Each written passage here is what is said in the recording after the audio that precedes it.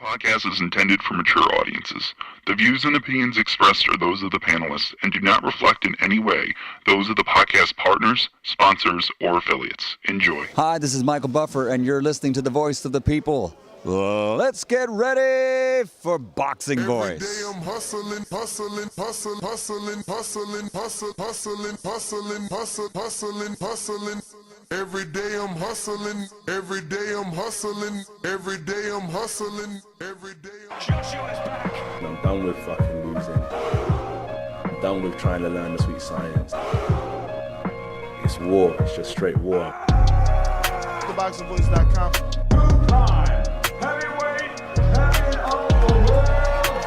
As it stands, stop listening to the bullshit until it comes from me. He's got to come out here and try to take this dude's head off, or we got a rematch on our hands, man. I hope they can learn from my situation and not give up. Like, stay strong. Like, a man like me don't make no excuses. My boy Chisora said I can win this. I let the cat out of the bag. Is I'm gonna whoop Usyk next fight. I'm gonna beat him. Let's go, champ. I'm gonna take away them belts from him. Look at him, y'all. And I'm gonna reign again to become 3-time heavyweight champion of the world. And the news. Stay hungry, stay humble. SDS Promotions. You know what I'm saying? Like, let's go, champ. Where's the rematch, champ? Like, I love that shit. Let's go, champ. When's the rematch, champ? What up, what up, what up? I am your host, Nesta Gibbs. Find me on Instagram and Twitter at NestGTO. This is the Boxing Voice Radio, where you will be informed on all the latest news, the greatest headlines, and obviously the best interviews in the game. I'm joined alongside my co-host, Enrique Church, a.k.a. Casual Fan. Casual Fan, AKA what's the going underdog. on? What's up? Oh, now you the underdog. Oh, Yo, good morning, TBV. We are back live, right? What's up, man? Speak. I'm Yo, sorry for the yo, interruption. second day in a row. You need that good morning, huh? You need There- that good morning, TBV. Yeah, I see you. I see know what you I'm missed saying? that energy. Wake us up. Wake us up. Let's go. What's up, though? What's up, though? I mean, you know, it's a lot. I mean, two big names for me in the news is Errol Spence, and Canelo continues to speak about his. I don't know if Andy Ruiz is a former campmate. Am I right? Am I wrong? I mean, my man stepping away, but I received in a pre-pro a message that says Canelo Alvarez on Andy Ruiz. He's no longer comes to training. Yeah, You know, yeah. I seen that out there, man. I seen that out there. I didn't think that was, gonna make the whole show, but I did see that Canelo outed Andy.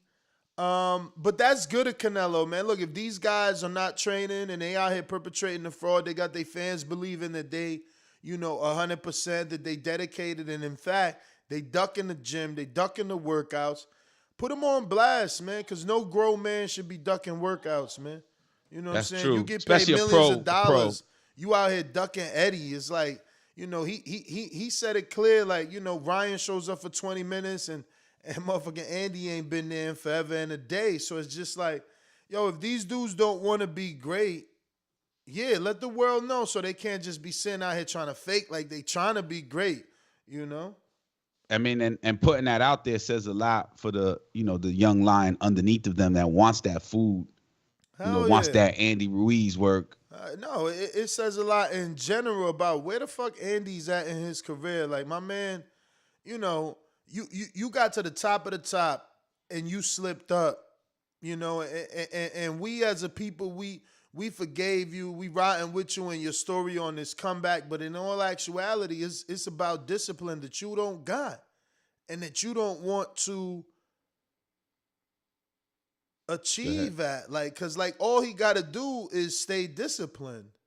It's simple.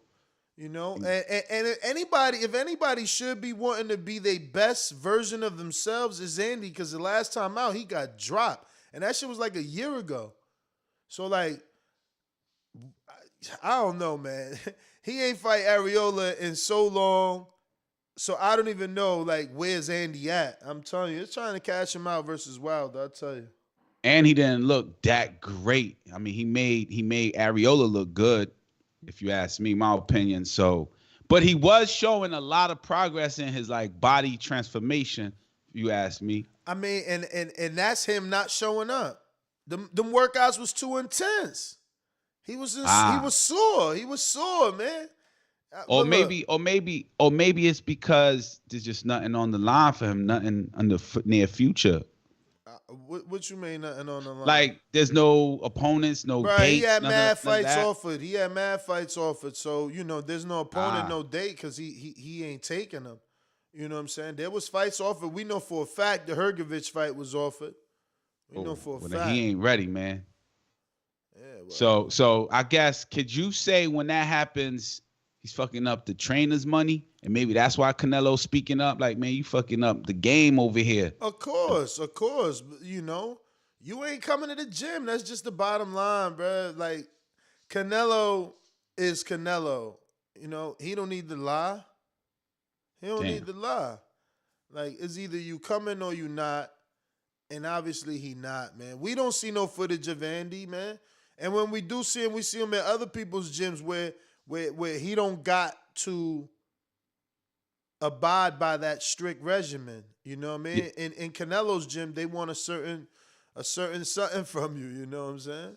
I guess. I mean, Danny Alvarez said, and I quote, "There's three sides: the truth, your side, that other side, and the truth." Yeah. So I wonder what it is, because now it's two fighters that are no longer in the gym and spoken about from Canelo. But look at the two fighters. Let's not act like neither one of these dudes have track records of being slackers, straight up slackers. Like who the fuck don't know these two dudes been slackers? So come on, man. I mean, I guess you could use that. Yeah, that's what I'm using.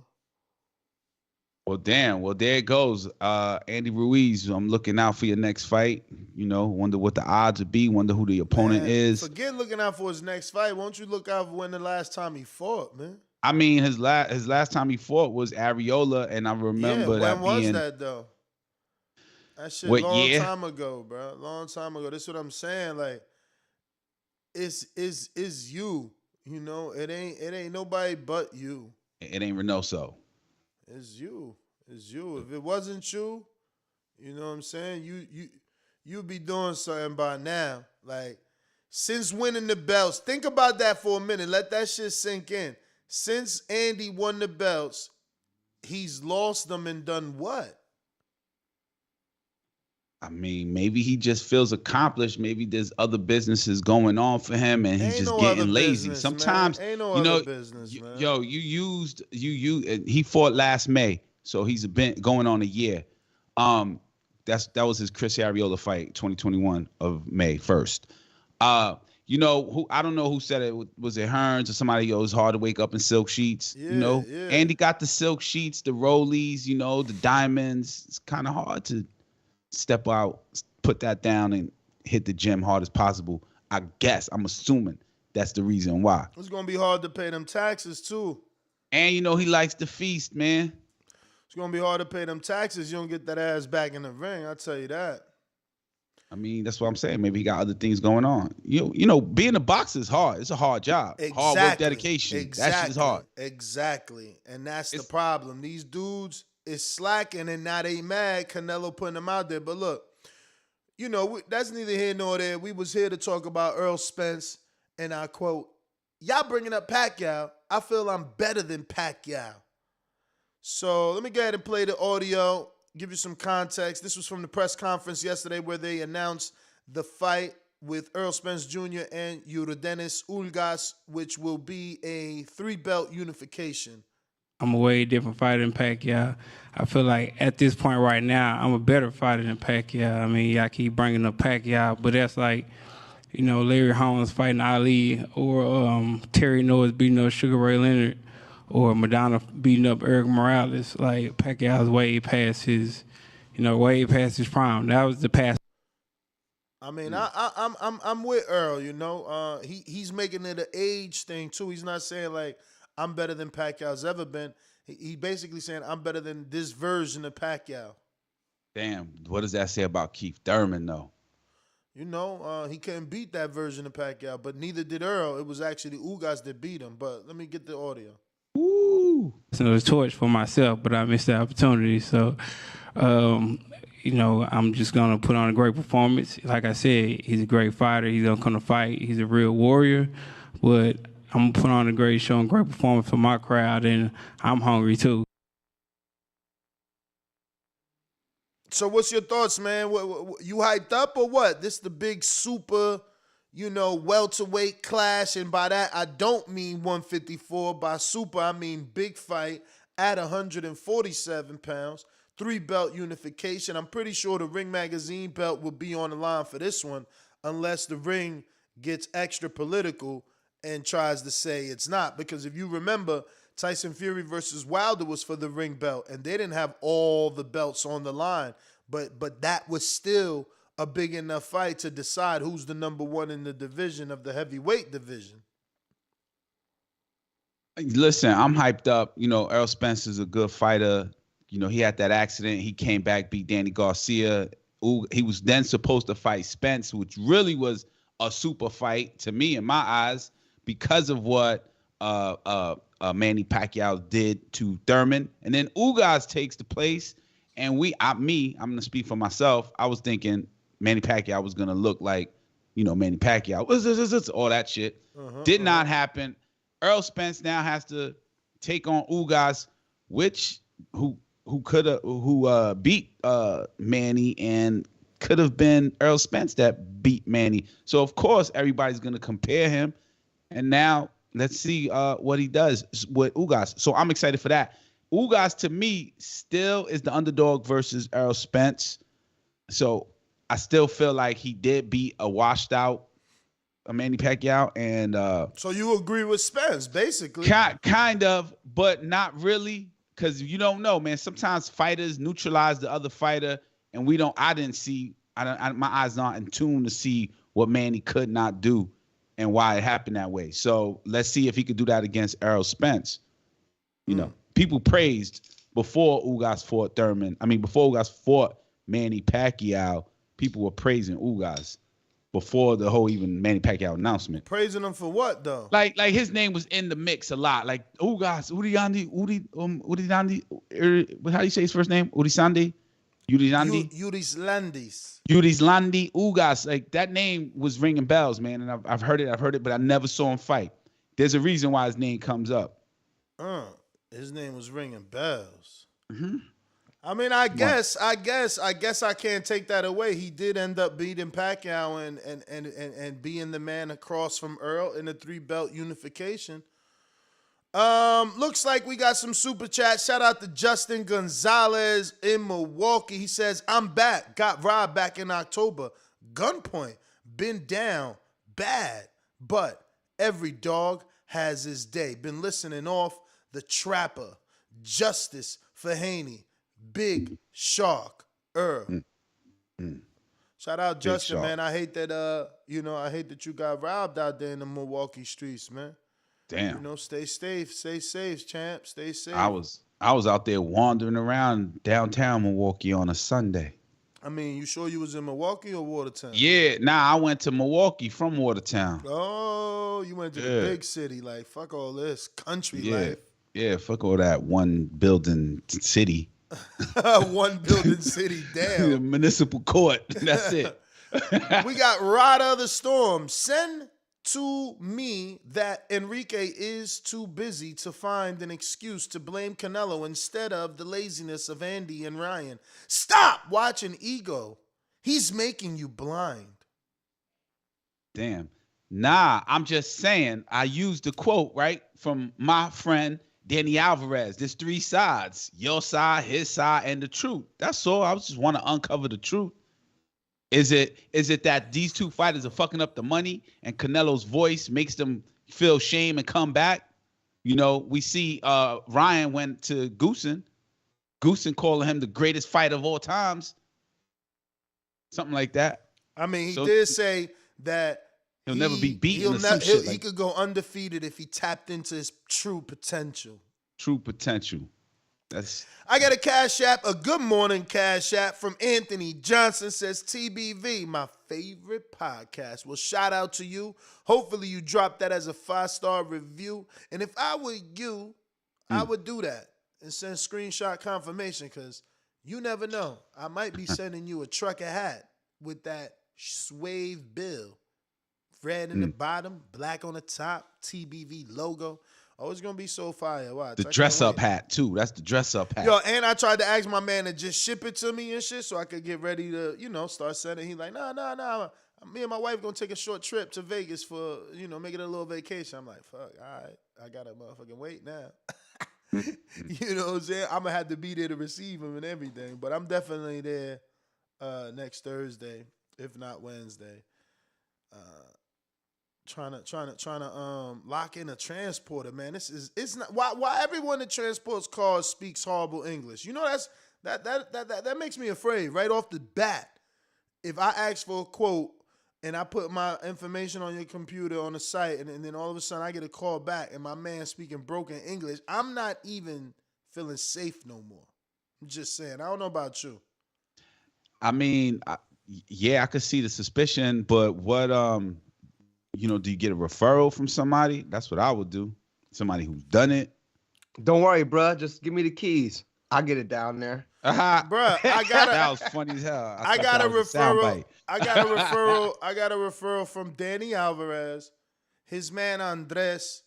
This could have been a free commercial, and instead it's free criticism. Like, my man don't answer the phone. He tell you he gonna call you, he don't call you. Oh, damn. It's like, yo, the communication is horrible. You ain't even got my car. Imagine you got my car. So I already told my lady, like, I'm not fucking with that dude. I don't like that. If we can't get him on the phone now and you ain't even pick up the cars, imagine when you get the cars. Like, it's gonna be a real problem. I'm good, man.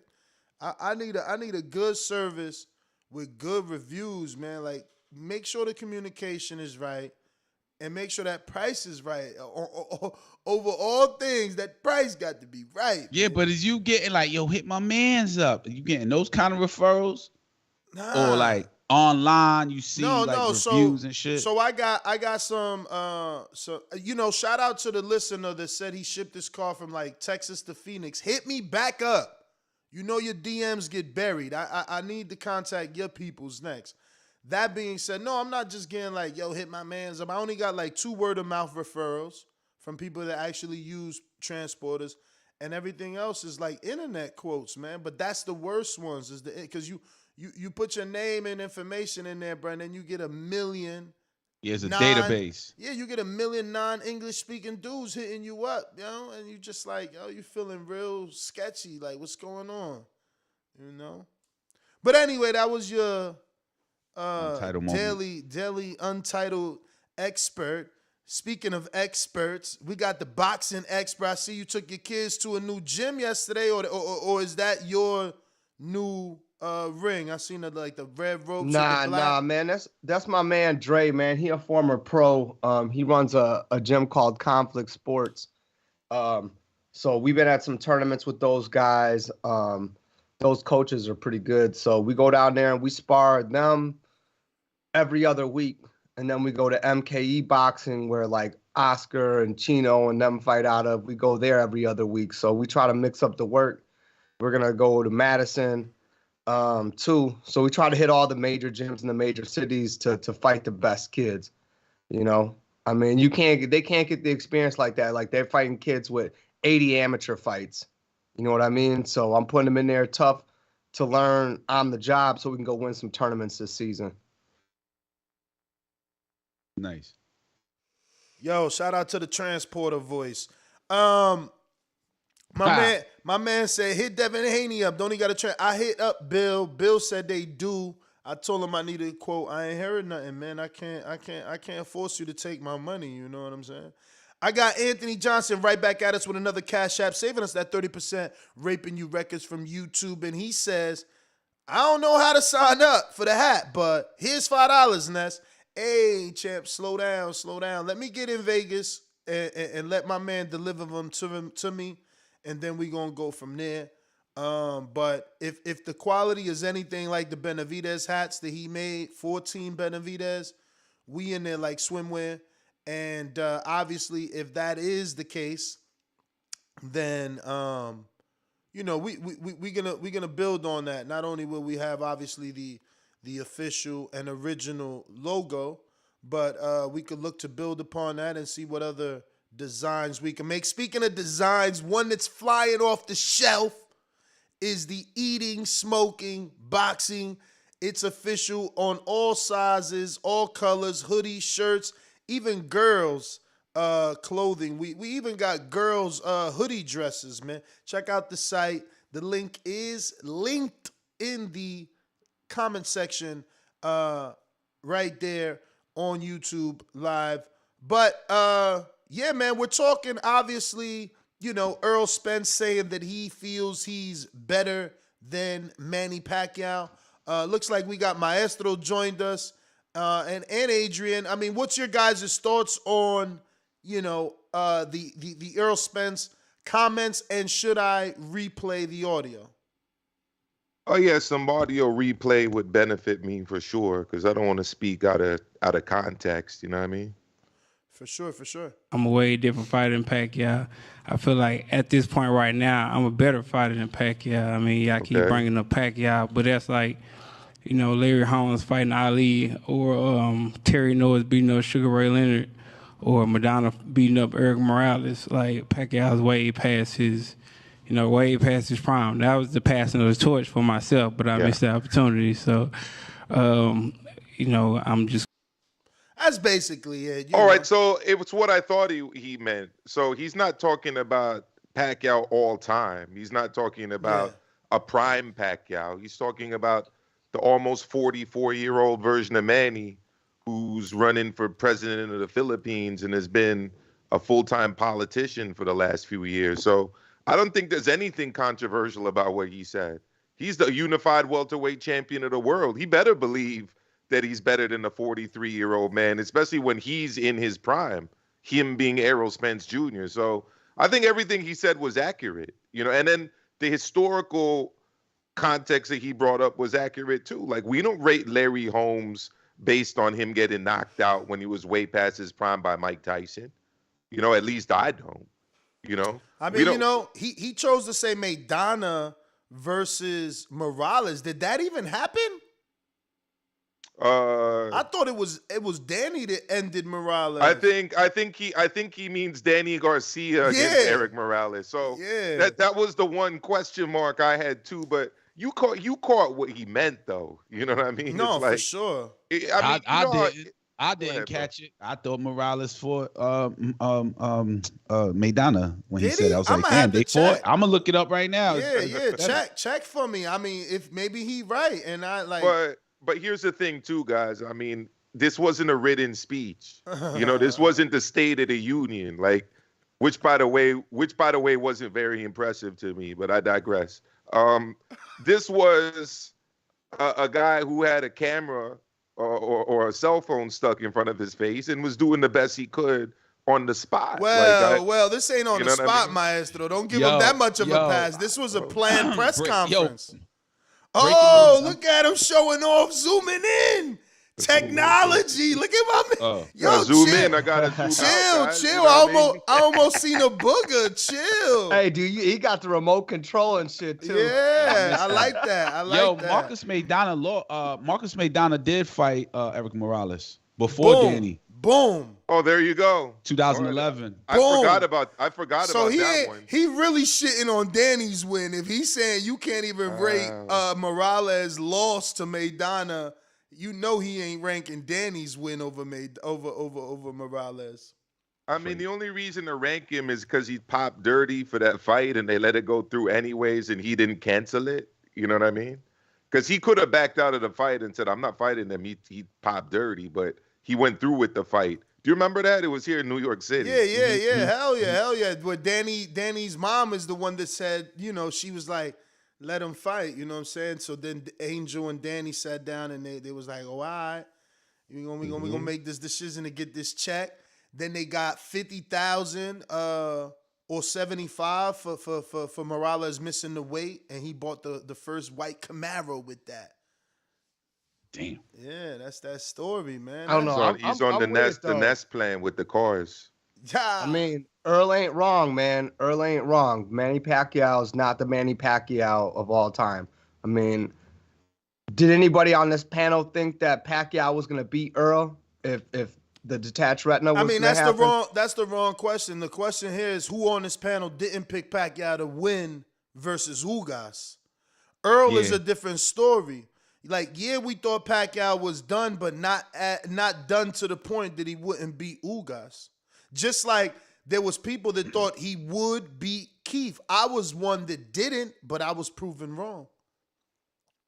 I mean, I was one that did we sleep on Ugas, or did we just overrate Pacquiao? Did we overrate Pacquiao? I slept on Ugas. I would overrate Pacquiao. I would say slept on Ugas, man. It's a mixed feeling for me because I slept on Ugas, and then after the win, I was like, damn, I slept on him.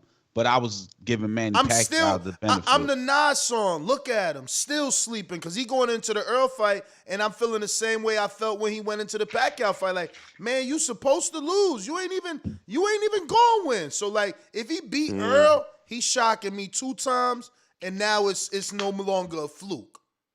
Do you think that part of Manny Pacquiao's downfall against Ugas was Ugas' style and game plan? Though, I mean, do you think that Pacquiao is just that out of it? Or did Ugas just come in there with a style and a game plan that Manny Pacquiao, just to nullify everything Pacquiao did? Because, I mean, Pacquiao he didn't look good. I think it was a number of factors. I mean, first of all, he was training for a southpaw, then switched up to an orthodox guy. Also, I think kind of the length and awkwardness of Ugas is difficult to train for, and definitely played a role in that fight. I mean, and his right hand, I mean, it's like he almost couldn't miss any time he threw it. And the other thing, too, about Ugas is that he's a really good fighter. I thought it was a terrible move to take on Ugas as a replacement, personally.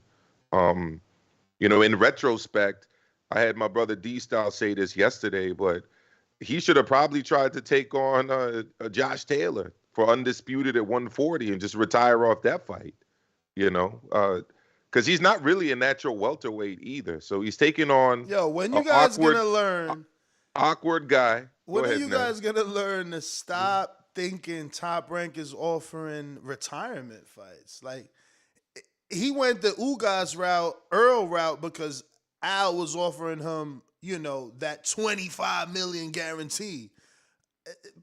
Fucking Crawford couldn't even get that on the Top Rank side. How is Josh Taylor gonna get that shit, man? Well, he probably would have taken not the lion's share of the purse, right? And I mean, I don't know how much he made in Scotland, but to face Catterall, but I'm pretty sure he would have made more to fight Pacquiao than he did against Catterall or against Ramirez. Anyways, not my idea, but that's what I heard. All I'm just trying to say, like, if the pot didn't make sense for Terrence, who is a household name, how is it going to make sense with Josh Taylor? And yeah, maybe Josh Taylor takes 2, even 3 million less than Crawford. And we know that there was Crawford was asking for 6.5 or 9 million when the alleged MTK Qatar fight was out there for Pacquiao. Like, I don't know how he would have made that money with Josh Taylor. Well, you just nailed it right on the head, right, with that one, right? MTK does business in the Middle East. We all know that. Josh Taylor's an MTK fighter. We all know that. So, I mean, maybe they could have done some, mathematical mayhem and put together the right digits that would have been necessary to get Pac-Man into the ring. That's some heavy belief in the fight in Mid-East, but that's some heavy belief in Taylor. Yo, man, I was looking at it like this. I was saying Pacquiao was gonna go through Ugas, and then it was gonna be an Errol Spence Jr. fight. That's how I was looking at it. I wasn't expecting a retirement after the Ugas fight or the loss, to be honest. That's an official shirt, yo. I got that in 2 colors. And to be honest, man, how Pacquiao getting all that weight off them big ass calves to make 140 now? That's what I want to know. I mean, he ain't. He has to eat up to make 147. They always talk about it. He never weighs in at 147 on the dot, and he doesn't cut weight. Yeah, they always talk about it. He walks around Yeah, he Like walks around as a 145 welterweight. basically. Yeah. Oh shit. Yeah. So he like Floyd. He walking around at his fight weight all the Yeah, time. exactly. Yeah, he Okay. doesn't. It's not I like respect Pacquiao. that. It's not I like respect Pacquiao that. balloons up to 160. You know what I mean? Like he walks around as a welterweight even right now. Yeah, I respect that a lot out of fighters, because my problem with fighters is this. If you're not walking around within 5 to 10 pounds of the weight that you fight at, if you blow up more than that, that might not be the weight to be at, or you just don't have discipline.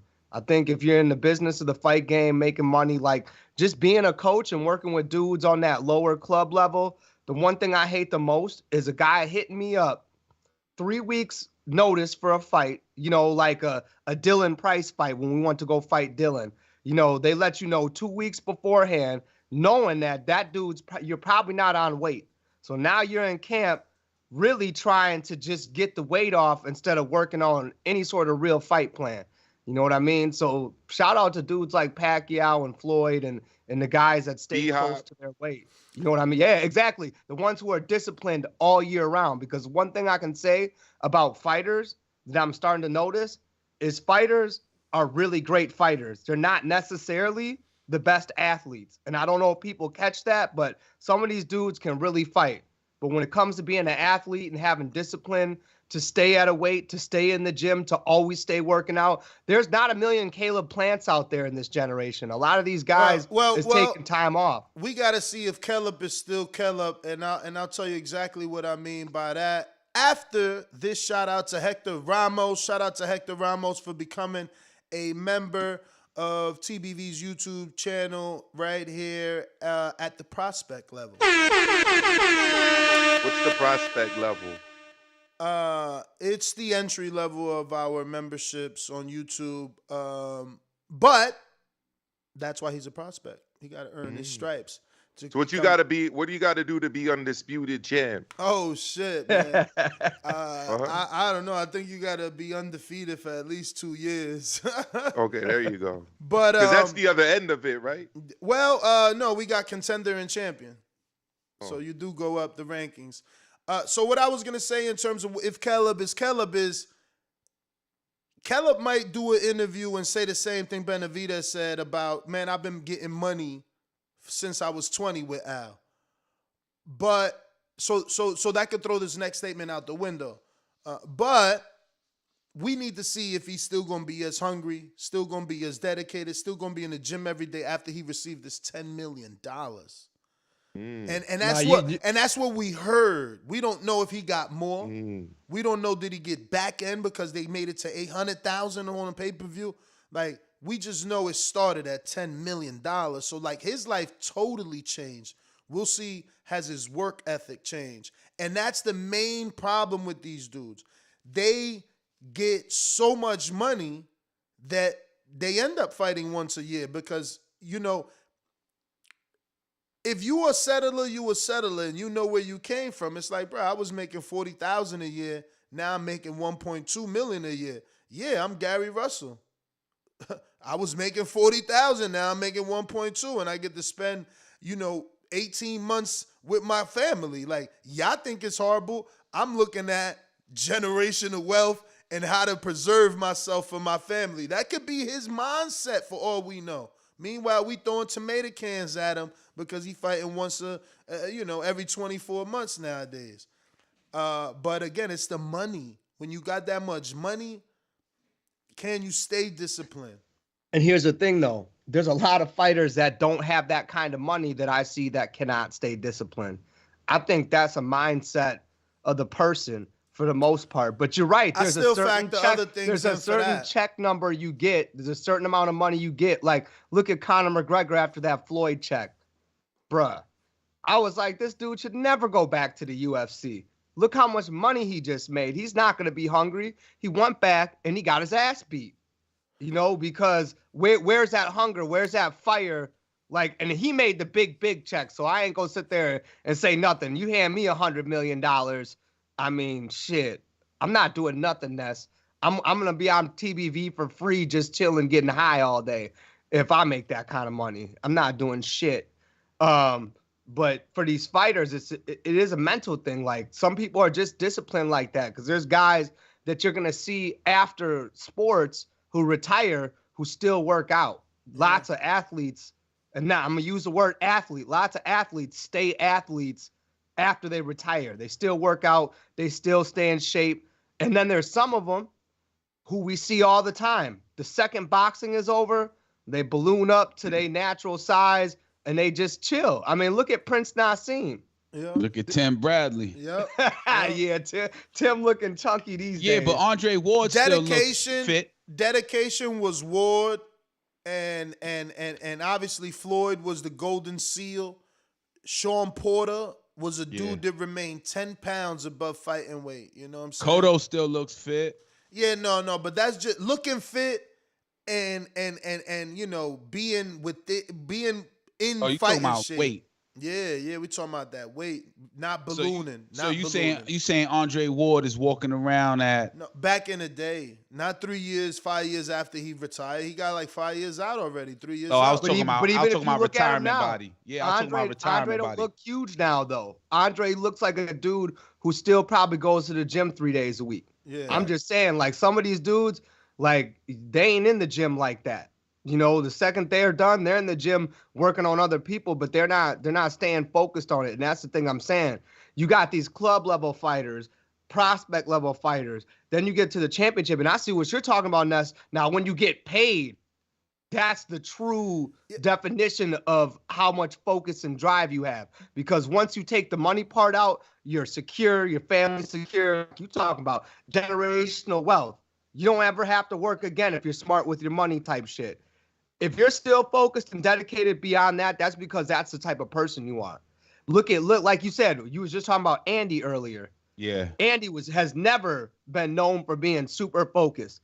But look, he got that big ass check and then just didn't train.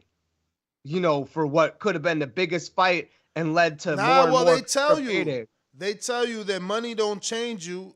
You know, it just shows people who you really was. So like we just got to see.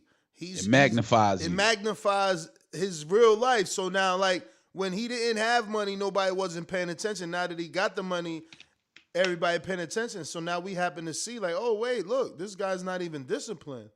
Speaking about making the money, I've got a question. I've asked this question on my channel. No one can answer it, you know, so your channel's much bigger, so maybe somebody will be able to answer it over here. What's that? Well, a lot of Dillian Whyte fans come at me. Oh, Maestro, Frank Warren is disrespecting Dillian Whyte. Why? Well, this is insulting. You know, apparently $8 million almost is insulting. As a purse. I mean, right? Come on, you got to be able to see it both sides. Right? No, this is why I'm asking the question. If I didn't care about seeing the both sides, I wouldn't answer the question. I mean, but is it insulting? Let me get my question on. Oh, I'm sorry. Let me get my question on. Usyk, right? Fury, Wilder, and AJ made nowhere near as much as this in their first crack at the heavyweight title. In fact, I believe AJ made about $1.5 million to fight Prince Charles Martin in a fight where he was the A side, but he wanted the title. So my question is this: what are we basing it on to say that nearly $8 million is disrespectful for someone's first shot at a title? Can anyone name a fighter that's made this much fighting for a title for the very first time? A lot of loopholes. Let alone someone who's got 2 knockout losses. Now, granted, I'm happy he got the big bag. I'm happy he got it, but I'm just struggling to understand why it's disrespectful. I don't know why you're struggling. I don't know why you're struggling. There's a lot of loopholes here in your argument, man. Like, no, there's no argument. You got to remember. It's more of an argument. I think the question you already have your answer, but you don't want to believe it.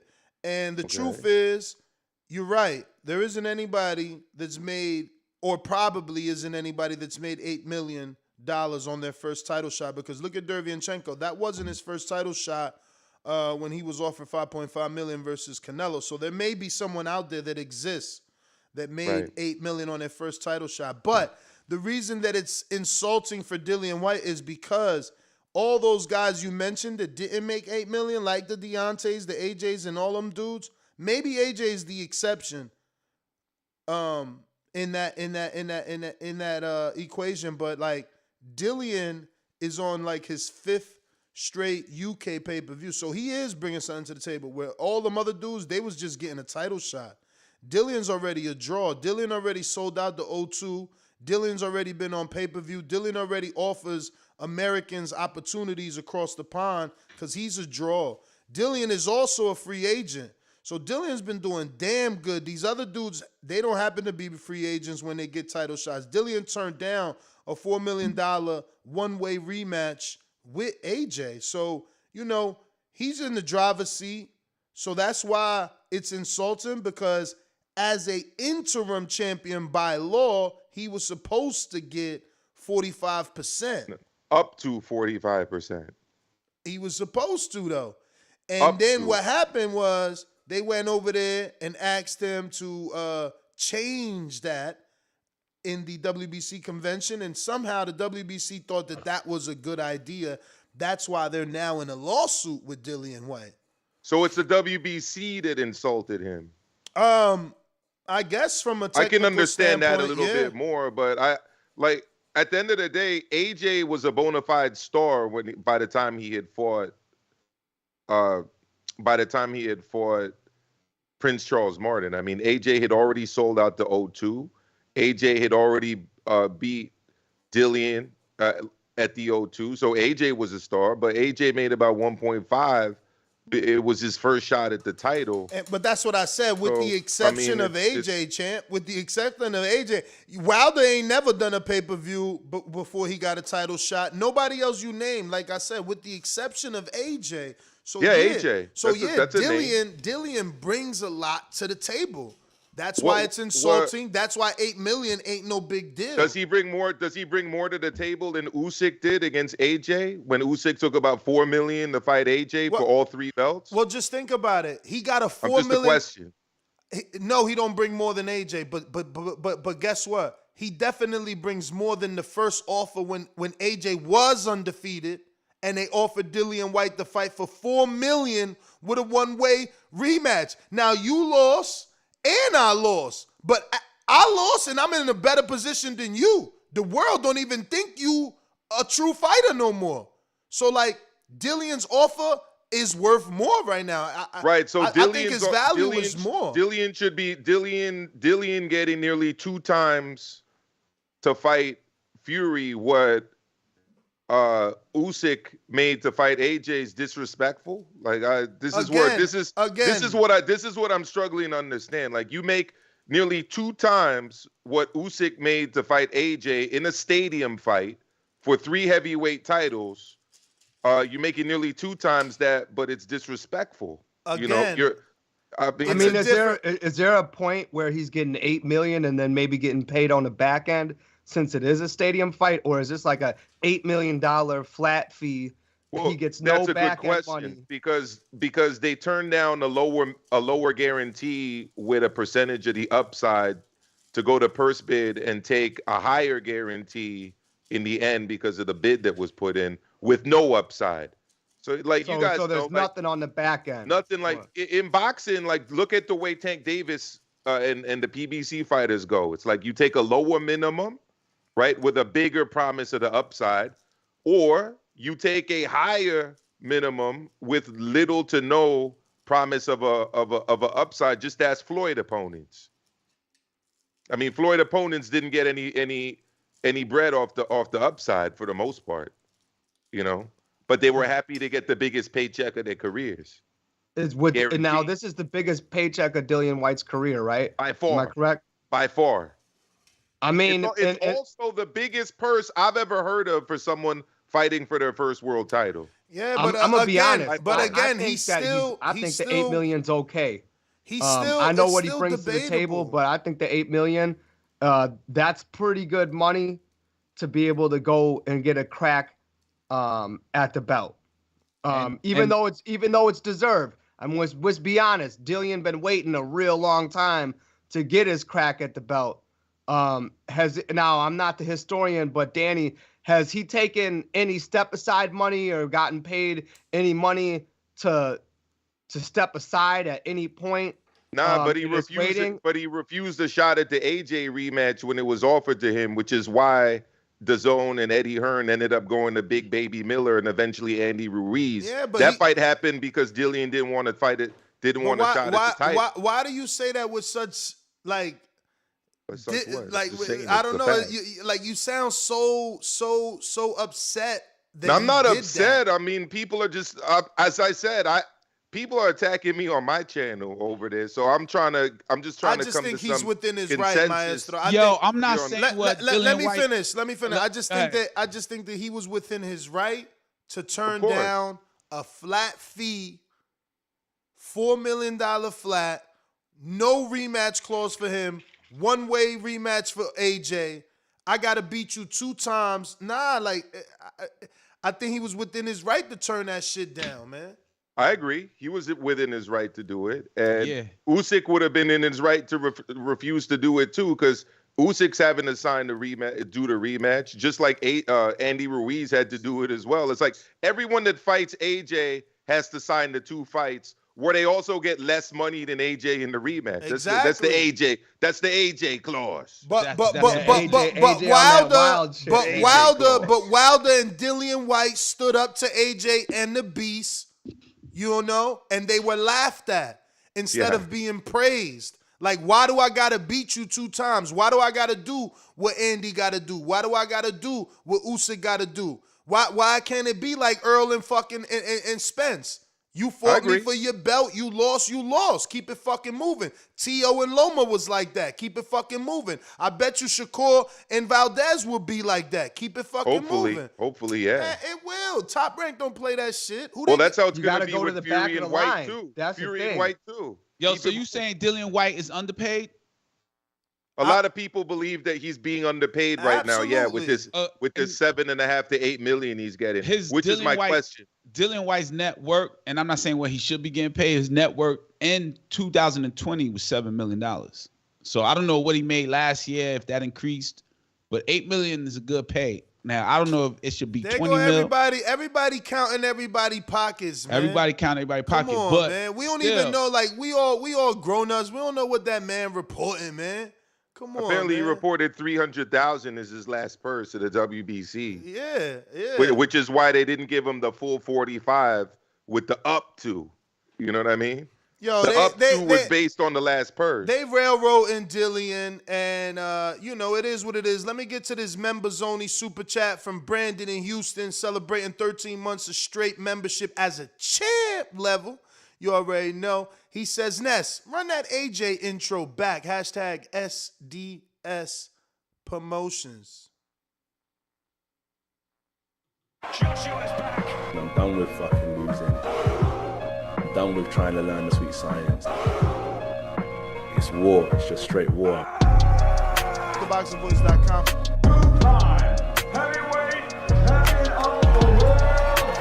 As it stands, stop listening to the bullshit until it comes from me.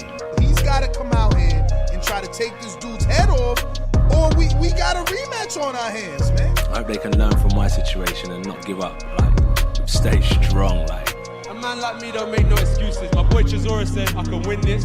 I let the cat out of the bag. Is I'm gonna whoop Usyk next fight. I'm gonna beat him. Let's go, champ. I'm gonna take away them belts from him. Look at him, y'all. And I'm gonna reign again to become 3-time heavyweight champion of the world. And the news. Stay hungry, stay humble. SDS Promotions. you know what I'm saying? Like, let's go, champ. Where's the rematch, champ? Like, I love that shit. I got a super chat from Rider of the Storm. By the way, buenos dias, Ness, Enrique, and TBV Familia. Yo, number to call in, 1425-569-5241. Press 1 one time if you want to voice your opinion right here on the Voice of the People hotline. We're talking actually 3 topics now. Is Dillian Whyte's $8 million purse to face Tyson Fury for multiple belts disrespectful? And do you believe Andy Ruiz is a slacker now that Canelo Alvarez has outed him for not being in the gym? And then our main topic, obviously Errol Spence saying that people keep bringing up Pacquiao's name when they talk to him, but he's a better fighter than Manny Pacquiao. Gentlemen, do you got any final thoughts before I open up these phone lines and go out to the people? Yo, my final thought on Dillian Whyte, getting underpaid. It's the reason he feels it too. I feel is the reason why he didn't show up to the press conference. Of course. So Agreed. yeah, it's a sentiment that he has as well. I mean, fuck y'all. Even though $8 million sound like a lot to. That's why he threatened not to sign a contract. You remember it took him like the last day, the last hour to get it signed. Yeah, Word, literally the last why day did at he the end sign of the then? day. If he didn't want that, why does he sign? Bro, it's Well, crazy. let's be real 'Cause he though won't get too. another If shot. Dillian Whyte loses, he gets $8 million, and he's way at the back of the line again. Because look how long it took him to get to the point. Now he did turn down that one title shot, but look how long it took him to get to the point to fight for one. I don't think it'll take him long though. Honestly, like unless Dillian be like, yo, I've been knocked out 3 times, I'm retiring. He a dog, bro. Like he might end up fighting Hrgovic. If he loses this fight, he might sign to fight Hrgovic next and be right back in line. I'm not saying that I'm just saying to the title. Like if you get knocked out, let's say he gets knocked out by Fury, ragdolled. Let's just say that happens. Now you've been knocked out and then had the knockout comeback. If you get knocked out by Fury, like, yeah, you're going to have to come back and fight the Hrgovics. But the thing is, how many of them dudes are you going to have to fight to get back to a title shot? And how hungry are you going to be for that title shot if you've taken those kind of losses? And, $8 million is cool. Like, I think $8 million's okay. But maybe he's looking at it as, if I take this $8 million and get stopped, what do the rest of my paydays look like for the rest of my career? And how long does it take me to get back to the top? I mean, is Tyson Fury going to possibly get that fight to undisputed again? Is he going to stick around that long? Are these belts going to break back up and then you have an opportunity to get one of them? I mean, there's just a lot of ifs in the heavyweight division. And for me, if Dillian waited, 800 days? I don't know the exact amount of days to get at the WBC. I mean, he might be looking at it as this might be one of my last fights that I'm really going to be fighting at that level. Because let's say he knocks Tyson Fury out, all that, I've stopped him in sparring and this and that. Now it's just like, in a sense, like Andy, right? Now you can make way more money your next fight. Because listen, Andy ate off some paydays, 2 more paydays after losing, or one more after losing. Let me tell you what you may not know is because Dillian Whyte went the purse bid, even though he lost and Frank Warren won, there's no rematch. If Whyte wins, Whyte walks away with that belt. So the man is playing chess, not checkers. I got a members-only super chat from Big Matthew celebrating 4 months of TBV membership at the prospect level. He says, Dillian Whyte, man fans want to be the new Lamar Scott. And obviously, for those that don't know, Lamar Scott is a.k.a. Dean White. We got Steven, what is this? Toddleson, who says, celebrating 16 months of membership as a champ. Yo, don't I got a champ soundbite? The champ is here! The champ is here! White been a pay-per-view attraction long enough to be worth more than 5.5 million pounds GB. That's what he signed for, too. Wonder how bad the starting offers were. Yep. Listen, man, it's business. At the end of the day, anybody who has an employer, you know that they paying you just enough to keep you happy and not what you're worth.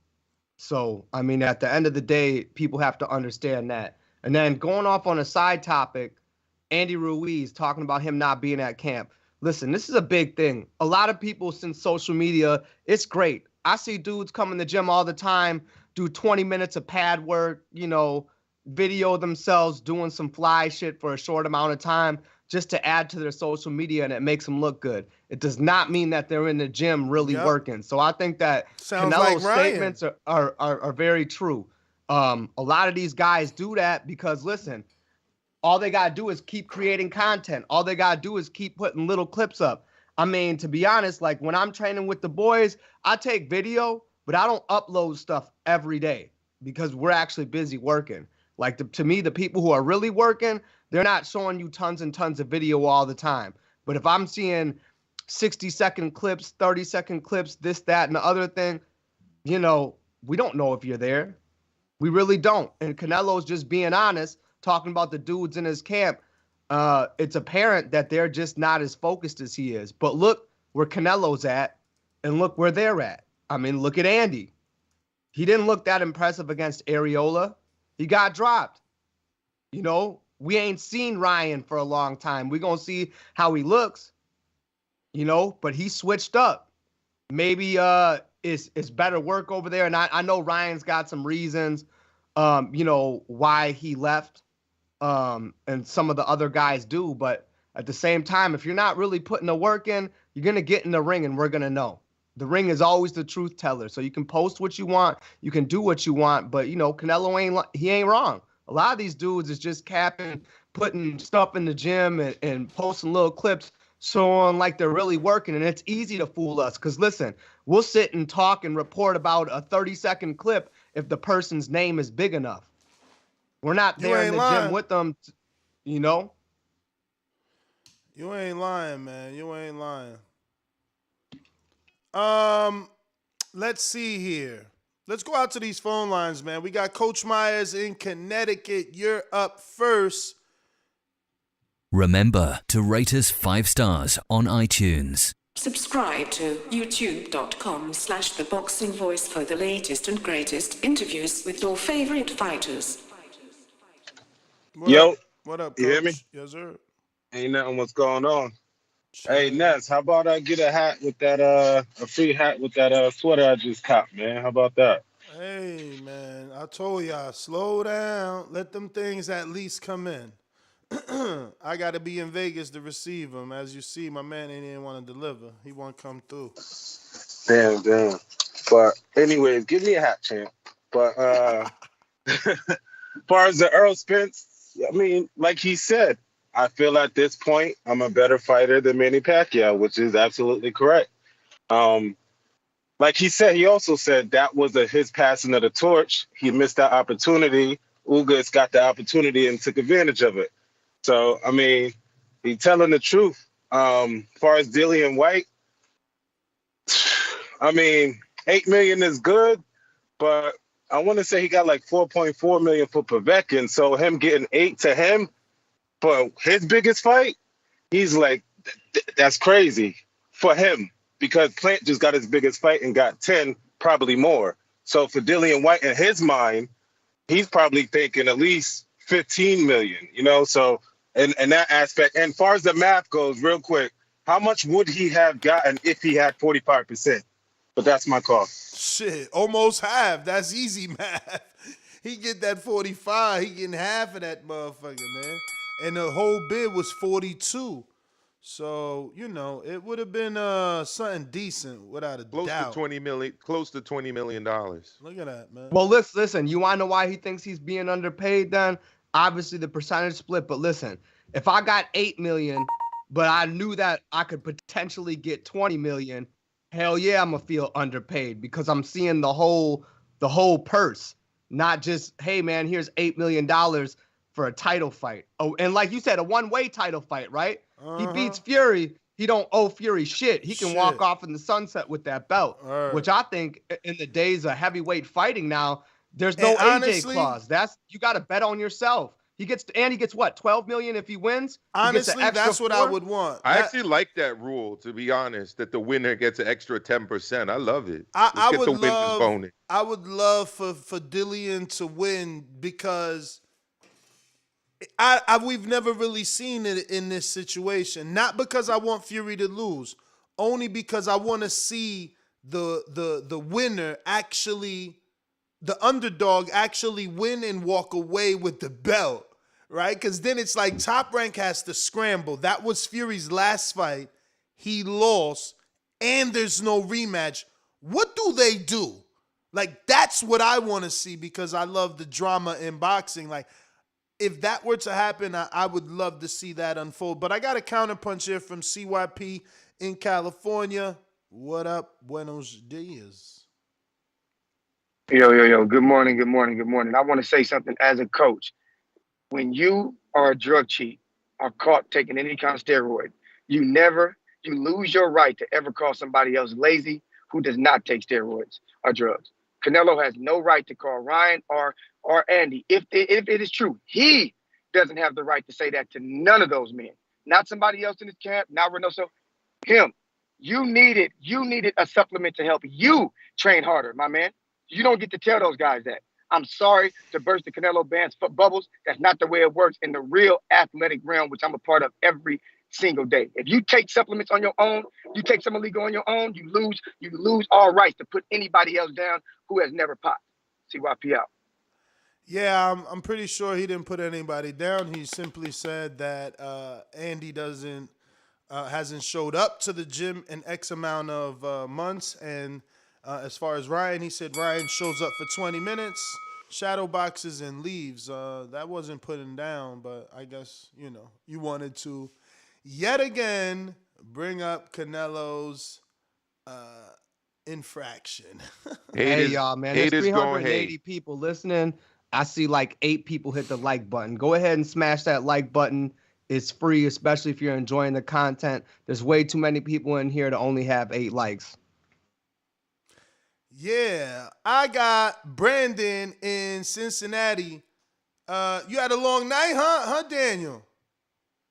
My man ain't said a word. He looked like he got that edible high. Hello, ladies. Anybody that knows me know I've been a player, whether it was in Alabama, Ohio, or anywhere around the globe. TheBoxingVoice.com. I've been smashing Telly Swifts, man. I didn't have to become a millionaire to get that caliber of woman. One of the people's choices, one of the fan favorites, a guy that can galvanize this crowd such as myself. He's too ugly to be the world champ. The world champ should be pretty like me. The AJ of trucking. Whoop! Yep, Brandon in Cincinnati. SDS Promotions.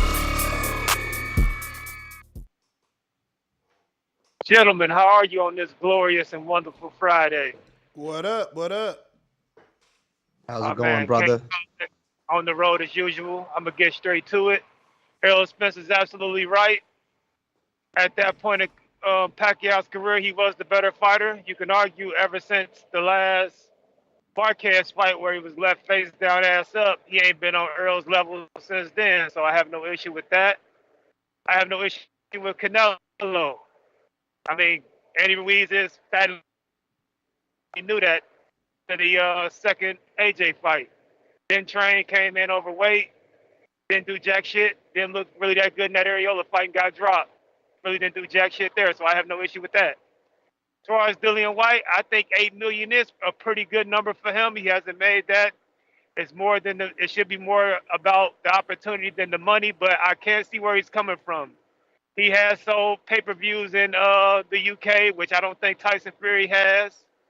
He has put, 20,000 asses in the O2 arena, so he is the draw over there. And I don't think Tyson Fury would have sold 100,000 seats if he wasn't fighting somebody of the caliber of Dillian Whyte. So he does bring value to the table.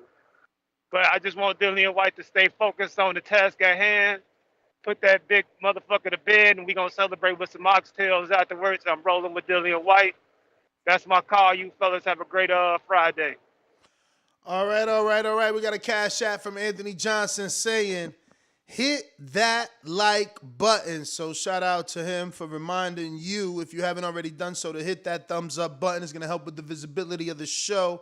And it's going to put this episode in the eyes of other boxing fans so that they could call in and express their opinions on this topic right here. So go ahead and tell a friend to subscribe and help us reach our goal. We're trying to get to 131,300. We're on 131,300. We're on 131,226. So we need about 75 more people to get us to our next goal. So tell a friend. Remember, if you're calling in on the number 1-425-569-5241, you're pressing one time to notify me that you're ready to talk on the Voice of the People hotline.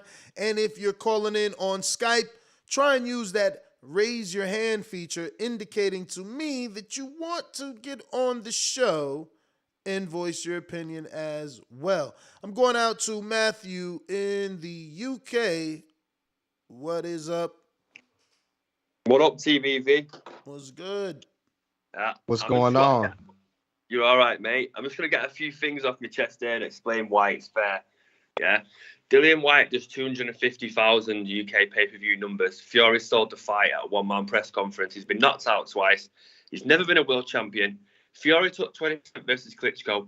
AJ opponents take 20%. Canelo opponents who are undefeated and world champions get 20%. Fury team was willing to negotiate 30%, begging him to come to the table. Whyte ducked AJ and refused to fight Brazilian Ortiz for his shot against Wilder. Whyte underreports his purse to avoid paying the WBC money and expects a favour. So can someone just tell me how 8 million and 12 million if he wins isn't fair for your first world title shot when all you've ever done is get knocked out by old men and win a British title? Well, there's one thing, Matthew, that you got wrong, which is that AJ opponents get 20%. Andy Ruiz didn't make 20%. So And Andy Ruiz, Joe Parker Andy Ruiz made way less more. than 20% to fight AJ, even in the rematch when he was holding 3 title belts. And Joe Parker made way Parker more. was a world champion, but did Parker get about 30%? 33.7? 33. Bob Arum was begging Dillian Whyte to come to the table, saying, listen, come to the table. We'll He hash didn't it want out." to come to the table. He didn't want to come to the table. And he got slapped. Right, okay, if you're a WBC, Ness, yeah, and I'm paying you a cut of $20 million, and another guy's paying you a cut of 300,000, and you know damn well he's not making that, are you going to do that man any favours? Listen. No. Listen, the rules require for my man to get his 45%. Let me They explain the rules, robbed Ness. him. They robbed him. Let me They explain the robbed him. rules. No, they didn't rob him. The rules say And up to 45%. everything you said and all the people you brought up in your defense as to why he doesn't deserve it, none of those dudes were selling pay-per-views. You know, you could come here and say he's selling 250,000 units, and that's fine because in America everybody is praising Tank for doing that. Matter of fact, Tank ain't get the 250. So Yeah, but matter of fact, Tank isn't selling pay-per-views at $30 per pay-per-view. He's selling them closer to 80. Yeah, so he is. There's matter of fact too. So the numbers with Tank don't exactly add up. But you know, I always get these kind of offers in the mail. You know, financing deals and different things. Maestro. And they $30. Say Do you know? Starting at X amount of percent of APR and whatever the case may be. And I get you. I get just you. toss those to the side. You know I what I mean? get you. So it means he wasn't supposed to get the 45. But guess what? 250,000 units times $30. That's still $7.5 million. I know it's a lot of money. I'm just saying it doesn't equal exactly with the Tank thing. That's not including any sort of ticket sales, which he sells out. So, you know, for people to keep trying to defend Fury in Top Rank for robbing Dillian Whyte, it's just sad. It shows the dudes are just fans of people and entities. But fair is fair, and that wouldn't be fair. The man is bringing something. It's a sold-out arena, and they're scaling it up because Dillian has been consistent. Stadium. He's been consistently fighting there, not Fury. They're No. They're trying to make it hasn't seem been consistently fighting at Wembley. No, he's been consistent. No, he's consistently fighting in the country. Wasn't his last fight on the Rock of Gibraltar? I don't know, but if that's in the UK, I'm pretty sure it was on the Rock of Gibraltar. Matthew, you still there? Is that in the UK? Matthew's gone. If it's in the UK, that's where it was. That's all that matters. There's only one guy's been fighting in the UK his last 5 fights, and it ain't Tyson Fury. You know what I'm saying? But they want to write this off in the media as, oh, it's a homecoming. He sold it out. He sold it out. No, people know who the fuck White is in the UK. They don't even like Fury like that over there because he's a gypsy. Let's be real. That dude was getting hated on before he was the Tyson Fury that we know. I'm going to call him Tyson Fury with hair. Like, they didn't like his ass over there. This and is he's true, from and you know over what? there. You know what, Adrian? And Floyd is one of the most hated fighters of all times. People watched him to see him lose, but you know what? They still paid to go see him. And guess what? This fight still sold 90,000 tickets in a couple hours. So the fact that you are hated and disliked doesn't always mean that you're not going to do blockbuster numbers. Just ask Floyd about that. Hey, I agree with you. I mean, I was a Floyd fan, but everybody, all my homies, most of them are Hispanic. Most of them dudes, man, I made so much money off of them betting against Floyd every time he fought a Mexican. I mean, shit, I'd probably buy a car with all the money I've won over Floyd's career. But yeah, I mean, being hated doesn't mean you don't sell. I'm just saying he's not the darling, and he wasn't the ticket seller back in the day. He's never definitely been Joshua. That's for sure. Of course not. I got a cash app. Yeah, 100%. I got a counterpunch. I got a counterpunch from CYP. Go. Yo. I was heard that I was a hater, but I'm confused here. Because CYP stands for Claim Your Position. It's an athletic group, right? We do all kind of athletes, baseball, everywhere. We got people in NFL, Major League Baseball, and ain't none of my athletes ever tested positive for nothing. If they did, I'd kick them out of my goddamn camp. When I was running, people used to come to my house weekly, randomly to have drug tests for me. Never failed, not one. But the dude who does it right gets called a hater on here for bringing it up what somebody else does. But the dude who failed, y'all won't say nothing negative about him.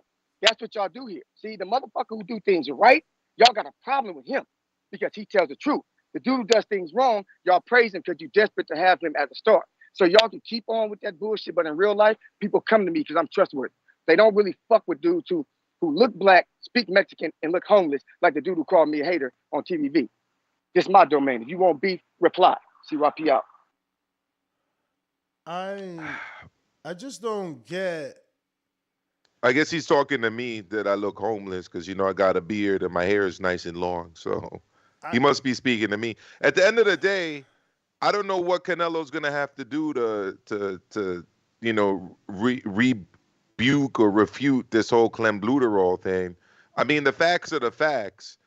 You had multiple athletes in various sports representing Mexico testing positive for this substance because the Mexican cattle industry injects clenbuterol into cows. Like, I'm not condoning the eating of cows. Like, I don't eat any meat at all. I don't eat anything that comes from an animal. But that's my own personal choice. So I'm not out here making excuses for people who eat meat and the consequences derived through eating meat, cholesterol, heart disease. I could go on and on. But the fact is that was an issue in Mexico, not just with Canelo, but with the entire essentially sports industry there of people who would eat beef.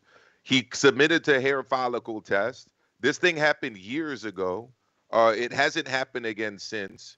And honestly, I find it pretty hypocritical that a guy who's fighting Canelo and Caleb Plant is bringing this up while he's endorsing Victor Conte and snack products. Victor Conte being the person who, has admitted to supplying. Why does Conte always have to get brought up? I brought him up because people that criticize Canelo endorse this man's products.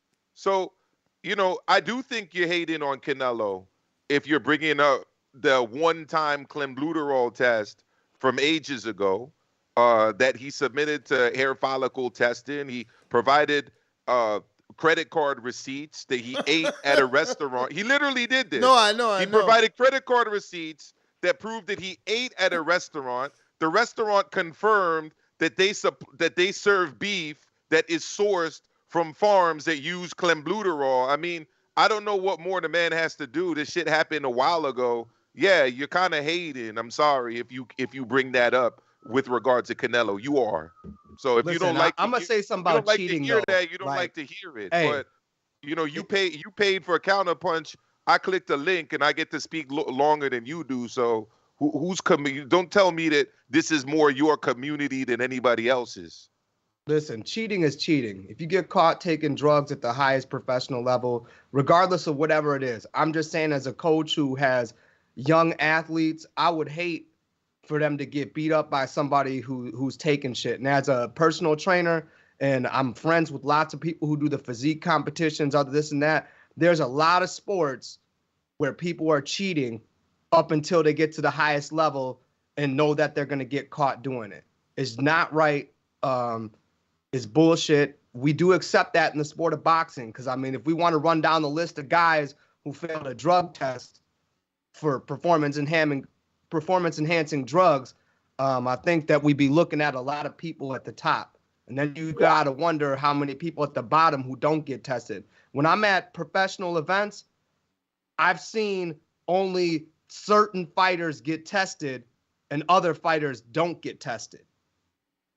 So at the end of the day, it's always going to be a stain for me if you pop dirty. You know what I mean? Like, look at Big Baby Miller.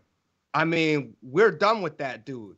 How many times you got to pop dirty? I'm actually not done. You know that, right? Like, I know you like him, but my point is, I still want to see him. How many times are you gonna pop dirty?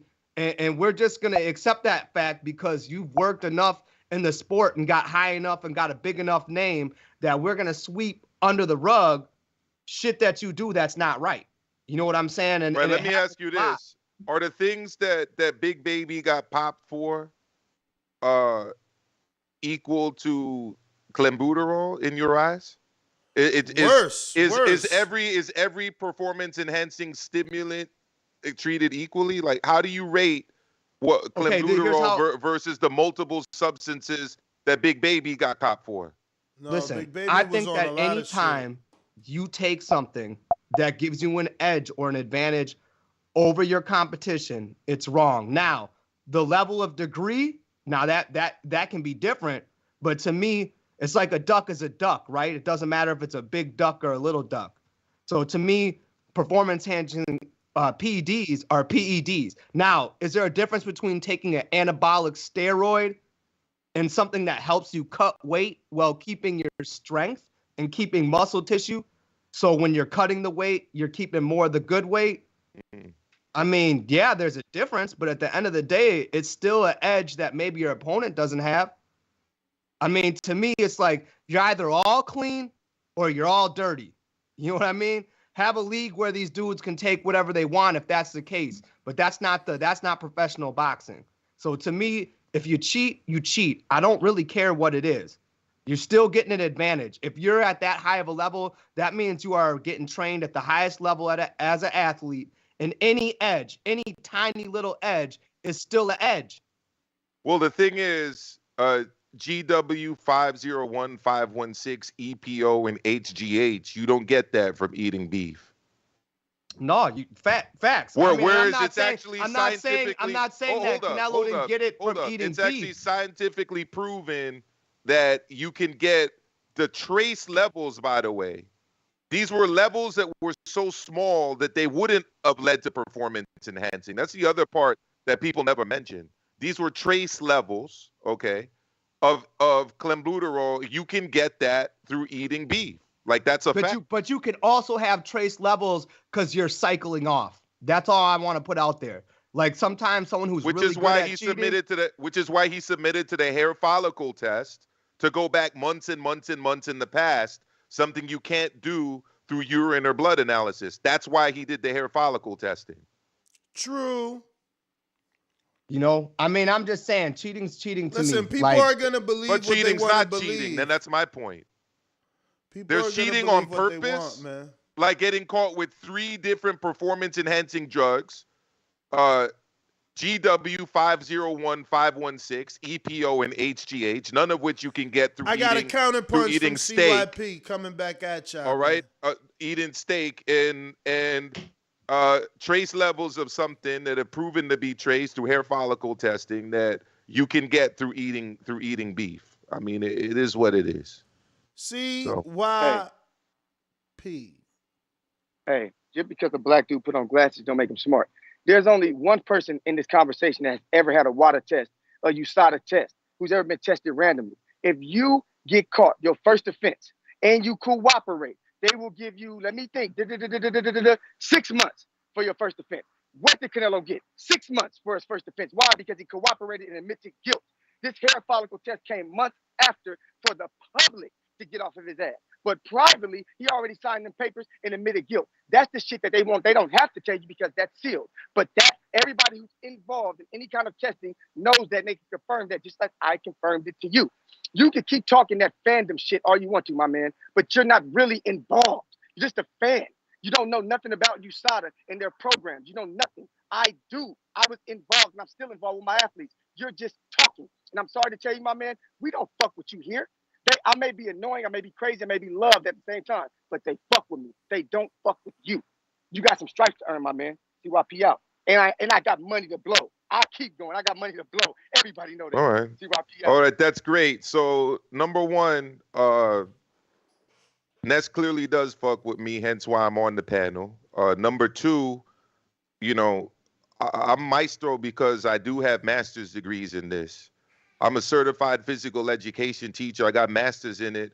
I'm a UK athletics qualified track and field coach and USATF, and ran my own USATF club here out of the Bronx, New York, and trained USATF athletes, and worked with an athlete just recently who was actually on the Trinidad and Tobago 4x100 relay team and qualified for the world champs and the Olympics. So before you start coming at me about what I do and don't know about WADA and USADA, just understand that you don't know me, just like I don't know you. So let's not just start throwing random shit at the wall and trying to see what sticks, because I'll put my qualifications in this up against anybody's, including yours.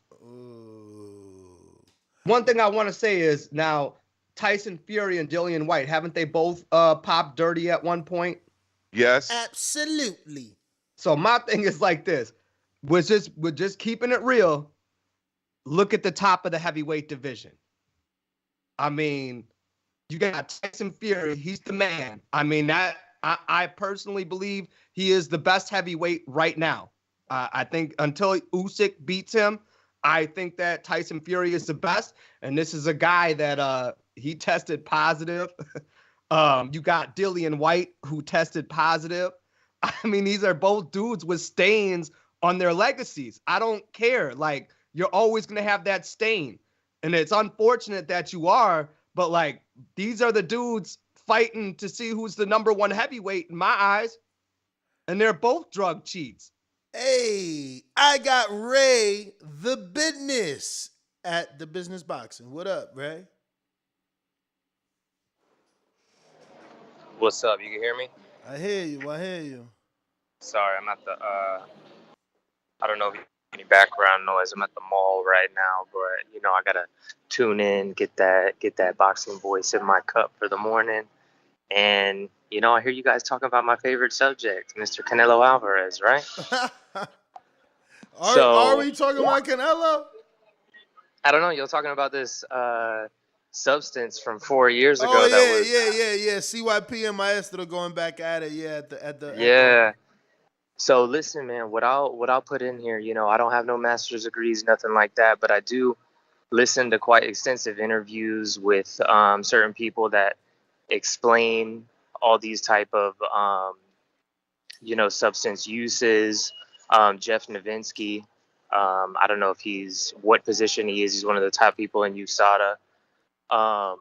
One of the things that, I mean, for the community, y'all know that I also am a fan of the UFC as well. And these people, they use an extensive drug testing program with USADA.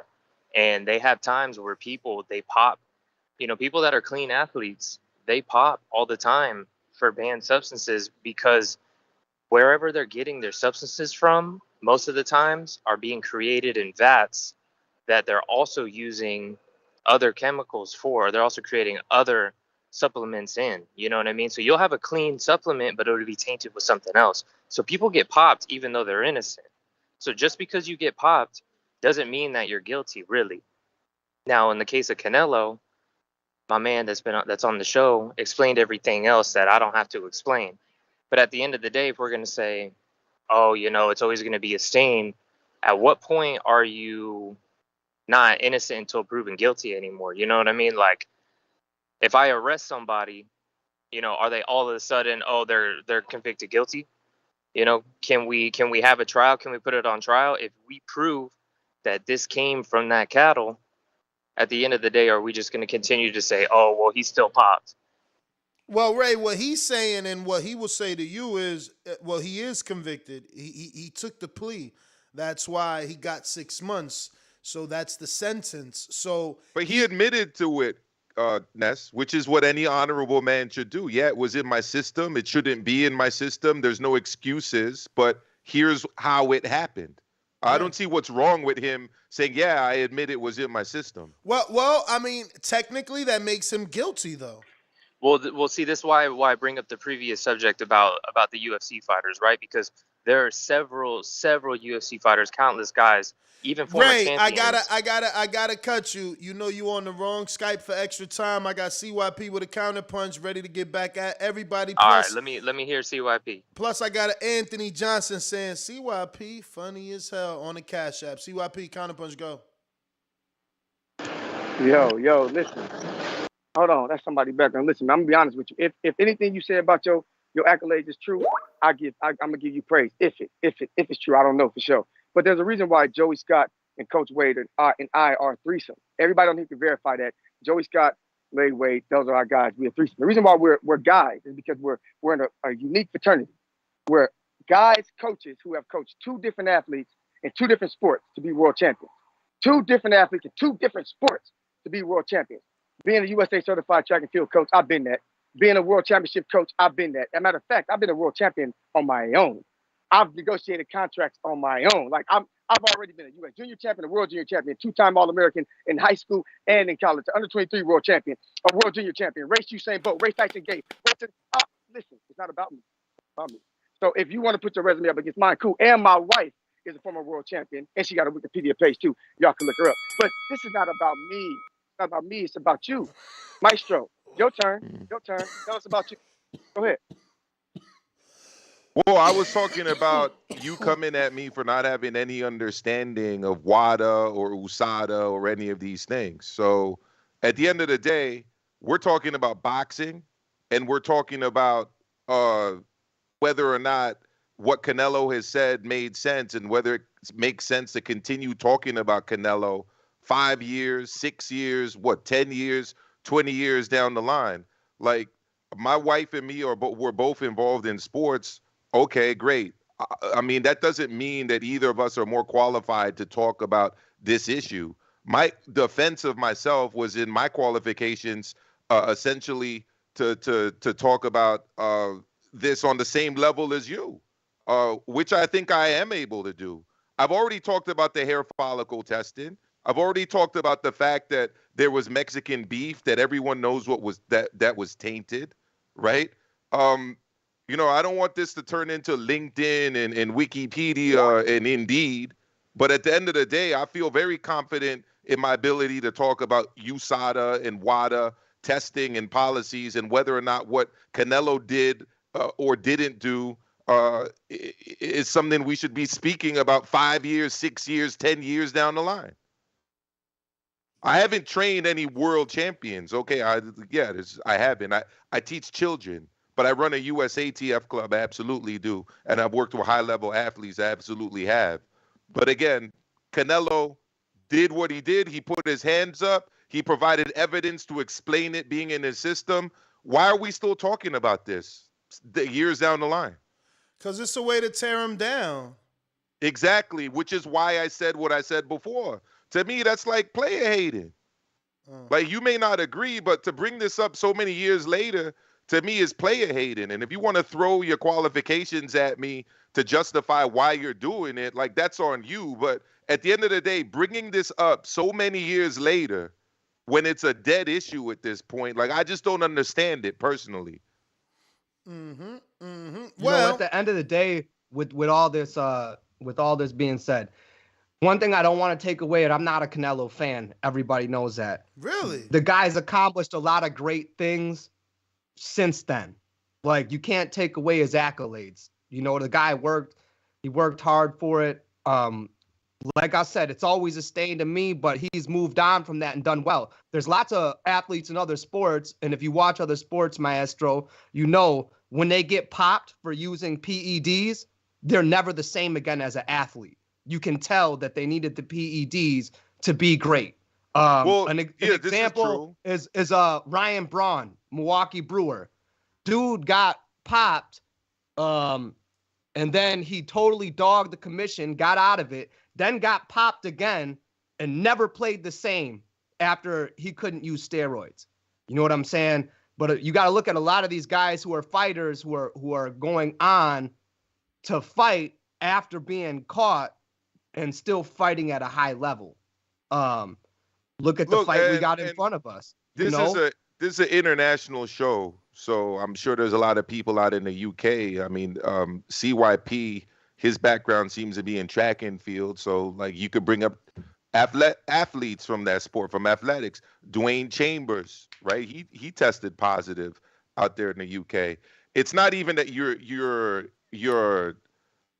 not able to compete the way you were when you were supposedly dirty, but you carry a scarlet letter with you for the rest of your career, right? And two, one thing I want to say is this. Sorry, go ahead.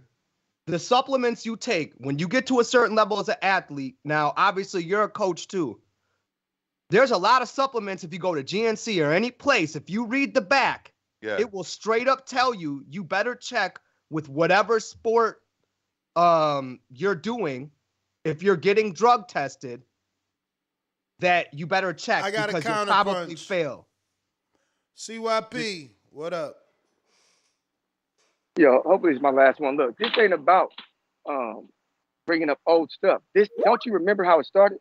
It was Canelo talking down on Andy Ruiz and Ryan Garcia, two other Latinos. I jumped in to tell him, yo, stop doing that because you were the one who needed help to have all this discipline. You need help to have discipline. And last time I checked, taking steroids is not discipline. So you don't have the right to clown. I wasn't talking about anybody else have the right. I specifically mentioned Canelo. You jumped in defending that man. But the truth of the matter is, he cheated. If you want everybody to believe who's listening, that the first time he fights his rival, that everybody thinks he was ducking, he fights Triple G. People think he lost the fight. As soon as that's over, the rematch is scheduled. He trains for the rematch and gets caught with clenbuterol. If you want us to believe that that's a coincidence, cool, that's fine. I don't believe it, but I don't have to believe it because he also admitted to doing it, took a suspension like a man, and moved on. So when people bring it up, they could bring it up. I got allegations about me, right, that were not true. People still bring the shit up because it still was allegations. So fair game is fair game, my man. I don't cry. You stop crying. I hear you, man. Let's stick to some boxing. All right, brother. I gotta peace out because I'm actually gonna go to the gym, stay consistent. That's part of my day. You know what I'm saying? But it's good talking to you, maestro. Yeah, all you right, too, Adrian. Yeah, absolutely, bro. Y'all have a good that one. workout I'm listening to the show. You know, maybe call in and talk some shit as a caller. While I get my workout in and train some of my clients. Y'all have a good one. All right. Yeah, I don't get CYP about the whole, I was coming at Canelo for coming at Latino fighters. That's a whole lot of hoopla, man. Canelo was asked the question, and he said Andy hasn't been in the gym in months.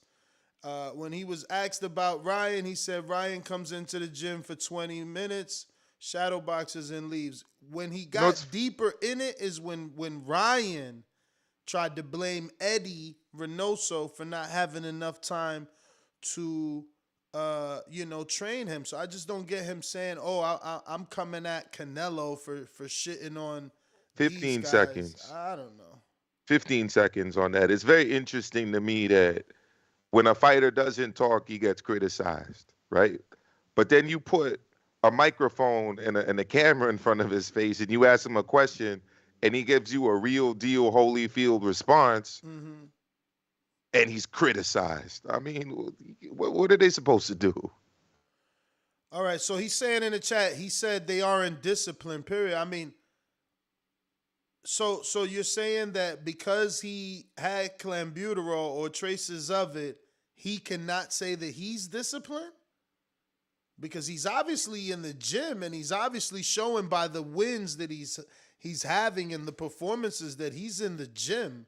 So he's saying it's a coincidence that it happened before the first Triple G fight, right? Yeah. So here's my question.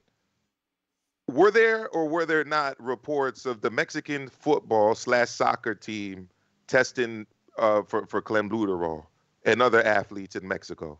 Yes. At that time? Yes. So there's no coincidence. And it wasn't a boxing thing. Like WADA change the levels because it was rampant in Mexico. It's like they think all of a sudden WADA even changed their levels because of Canelo. Canelo's not bigger than WADA. Like, No. It's crazy, bro. Like, but that's what happens when you just don't like a person. That's what it has to be. Anthony Johnson with the Cash App says steroid. Good steroid. What the hell does he say here? GD, good steroid point on Canelo, Adrian. Okay. We got C Dub. What up, Alabama? Yo, Ness, what up? What up, TBV? Maestro. What's good, fam? What's happening, Happy man? Friday. Happy Friday. Happy Friday, man. Happy Friday, as I like to say. Mm-hmm. Hey, man, you real. You good, man. But, yeah, there's some old stuff, but I got to say this. At some point, you got to hold people accountable. Canelo got to be responsible, and he got to have that burden of not eating meat in Mexico. As just so eloquently put, this is a known issue for years. Yeah, so that's why it hasn't happened again. Why you got your own. That's why it hasn't happened. No, but that's why you got your own. Canelo got his own cow farm. That's why you should eat only cow and beef out your farm. If you go to that Mexican restaurant, that's on you. Come on, just like man. And just let me like that analogy. Okay, like R. Kelly. And I know it's off topic, but just listen to me for a second. R. Kelly to them girls. R. Kelly had the issue with Aaliyah. He had the issue with the Colorado girl. Them women still took their girls to this man. I blame the girl. I blame the women for taking their daughters up. All right, brother. Hello. Listen to me, man. CYP made it clear. Canelo pled guilty. He took his 6-month suspension, and he hasn't popped dirty since then. You're not guilty forever. He served his sentence. Big Baby's sentence is almost up, and he'll be eligible to apply for a boxing license and box. Like, what are we talking about here, guys? Like, it doesn't last forever. Like, we gotta stop. Oscar. Well, you know what it's like? Ness? Yes. It's like the people that don't want to allow felons ever to vote again because they committed a crime, like when they were 19. So, yeah, I don't care. You might be 40 now, but you still can't vote. Really? I mean, that's why you have states that allow felons to vote, which I agree they should be allowed to vote. I actually think that prisoners should be allowed to vote as well, but but then you got states that won't allow felons to vote. Yeah. Similar attitude with this. Yeah, man. At what point does he stop being guilty? Like, how many years ago was it? It's crazy. It's crazy. It's like you said, the scarlet letter. Like, he's running around with this C for clenbuterol for the rest of his life without testing positive.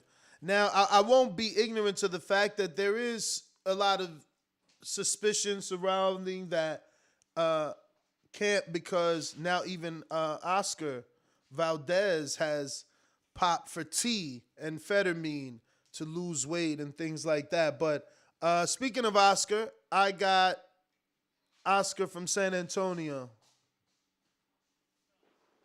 Can you hear me? I hear you. So the topic is Dillian Whyte Fury, right? And Ugas and Spence, and then Canelo. Well, I'm not surprised. Look what Bob did to Teofimo. He underpaid him. And Ugas and Spence, I got Ugas, man. I really think Danny fucked him up in that 11th round. If you go watch it, he held his eye. You know what I mean? And after that, on 12th round, he kind of played the safe. So I think what came out in sparring, I think Danny did so. Now on to Canelo. Yeah, Canelo's a drug cheat. Margarito had loaded gloves the whole time. So did Tito. Mayweather did Ivy. I mean, that's always going to be known, bro. It's just, that's what's going to happen. They're all going to be known as drug cheats, forever staying. And I hope he just fights, light heavyweight, undisputed that, goes and fights Macabu and retire, bro. Because it's funny how he's a drug cheat, but all these guys want their favorite fighter to still fight him. I mean, you see, Deontay Wilder didn't want to fight Jerome Miller, and no one was asking for that. You know what I mean? What's the difference here? I don't understand that. But another thing, I don't know if you'd be sarcastic, but I don't know your man, but I know he's a Canelo hater, bro. I've been knowing he's a Canelo hater. He doesn't even like Valdez. He doesn't like Ryan. He doesn't like anyone, bro. I'm starting to little kind of question him. You know what I mean? But who, me? But that's it, man. No, you, bro. No, not you, bro. Homeboy that got on. Okay. Hey, and Maestro, man, that beard looks immaculate, bro. You don't look like a homeless guy, man. Shout out to all my sanitation workers out there. Shout out to you, champ. Cleaning up San Antonio, man. Yeah, definitely the sanitation workers. Damn, he said he hates on Ryan and Valdez. I didn't know that. But there's a lot of speculation, obviously. There's a lot surrounding that camp right now, you know what I mean? We'll see what happens. We got Javier. What up? London on the track. In Anaheim. Yo, why? I'm so happy you said that. I mean, not happy. I mean, that's every time you say we got, that's what I hear in my head. Not happy, but it just struck a memory. The other day I ran across London on the it's Murder on the Beats. That's another one. Bro, I didn't know he was There's a white. bunch of them. I didn't know he was white. That's crazy. Yeah, the murder guy is. Yeah, he is. I had no murder clue. Beats. I'm like looking at him on Instagram like, oh, wow, this is that dude. Like, okay. You got to ask him for some throwaways for Maestro Boxing, bro. I mean, give me some throwaway beats that I could use. Let's go. You know they must be throwing away beats, right? Doesn't matter what work you do. You're in the wood shop, right? You cut your wood. There's like some little throwaway parts. Something that they don't like. Right? I got Big Matthew that says, check Fury versus White analytics against Spence versus Ugas analytics. Look, this is a very cheap super chat to be doing this for you, but I did do it anyway because it struck my interest. And obviously, the international fight is Fury versus White, ranking way higher in the last couple of months when it got announced. Not only that the purse bid happened, but also, the amount of money. But as a global event, you can see here that it looks like Spence Ugas is more known in the world versus Fury White, which is heavy in Australia, heavy in India, India, really? Heavy in Nigeria, and then Sweden, Norway, Germany, United Kingdom, all that Eastern shit over there. So, it's crazy. I'm glad he made us look. Let me just zoom in more. Wow. The Spence Ugas is more of a or is this all Canada? Oh, that's all Canada. This is all, wow, Canada's huge. Fuck. Damn, that's all Canada. That's insane. All right, so what's all Canada? I don't understand the reference, fam. Can you see it on YouTube right now? It should be there. No, it's because I'm watching you on Skype, so I gotta get into. So I'm screen sharing. Yeah. And I see it now. Yeah. As I hover, that entire territory is all Canada. That I didn't know it was that big. Shit. Yeah, Canada's a very big country. I think only Russia's bigger in terms of size. Jeez. But the funny thing is most of it is like not habitated. I think like 90% of the Canadian population lives within like an hour or two of the US border. So it's like essentially an extension of the United States, really. Damn, wait, Calgary's got to be further than an hour from the border. No, don't forget I said 90%. You're right. That happens to be the other 10. Yeah. Think about it. Vancouver's right beside Washington State. Oh man, you're having a conversation. Montreal's with the right beside person. New York. Like Toronto's right beside New York. They're all like close to the U.S. border. You're having a conversation with the wrong person, bro. I am globe. I don't know nothing. Listen. And I was a truck driver, so I was better years ago. But right now, they take the internet and the cell phones away. I'm lost. Yeah, that's crazy. I got to go to Tampa. Swift, what up? Yeah, what's poppin', sir? How's it going? It's good. Everything's good. How are you? That's what's good. Hey, man, one up to Maestro, man, dropping that degree knowledge on us for us less medically inclined fellas out here. We appreciate that. A little lesson in history.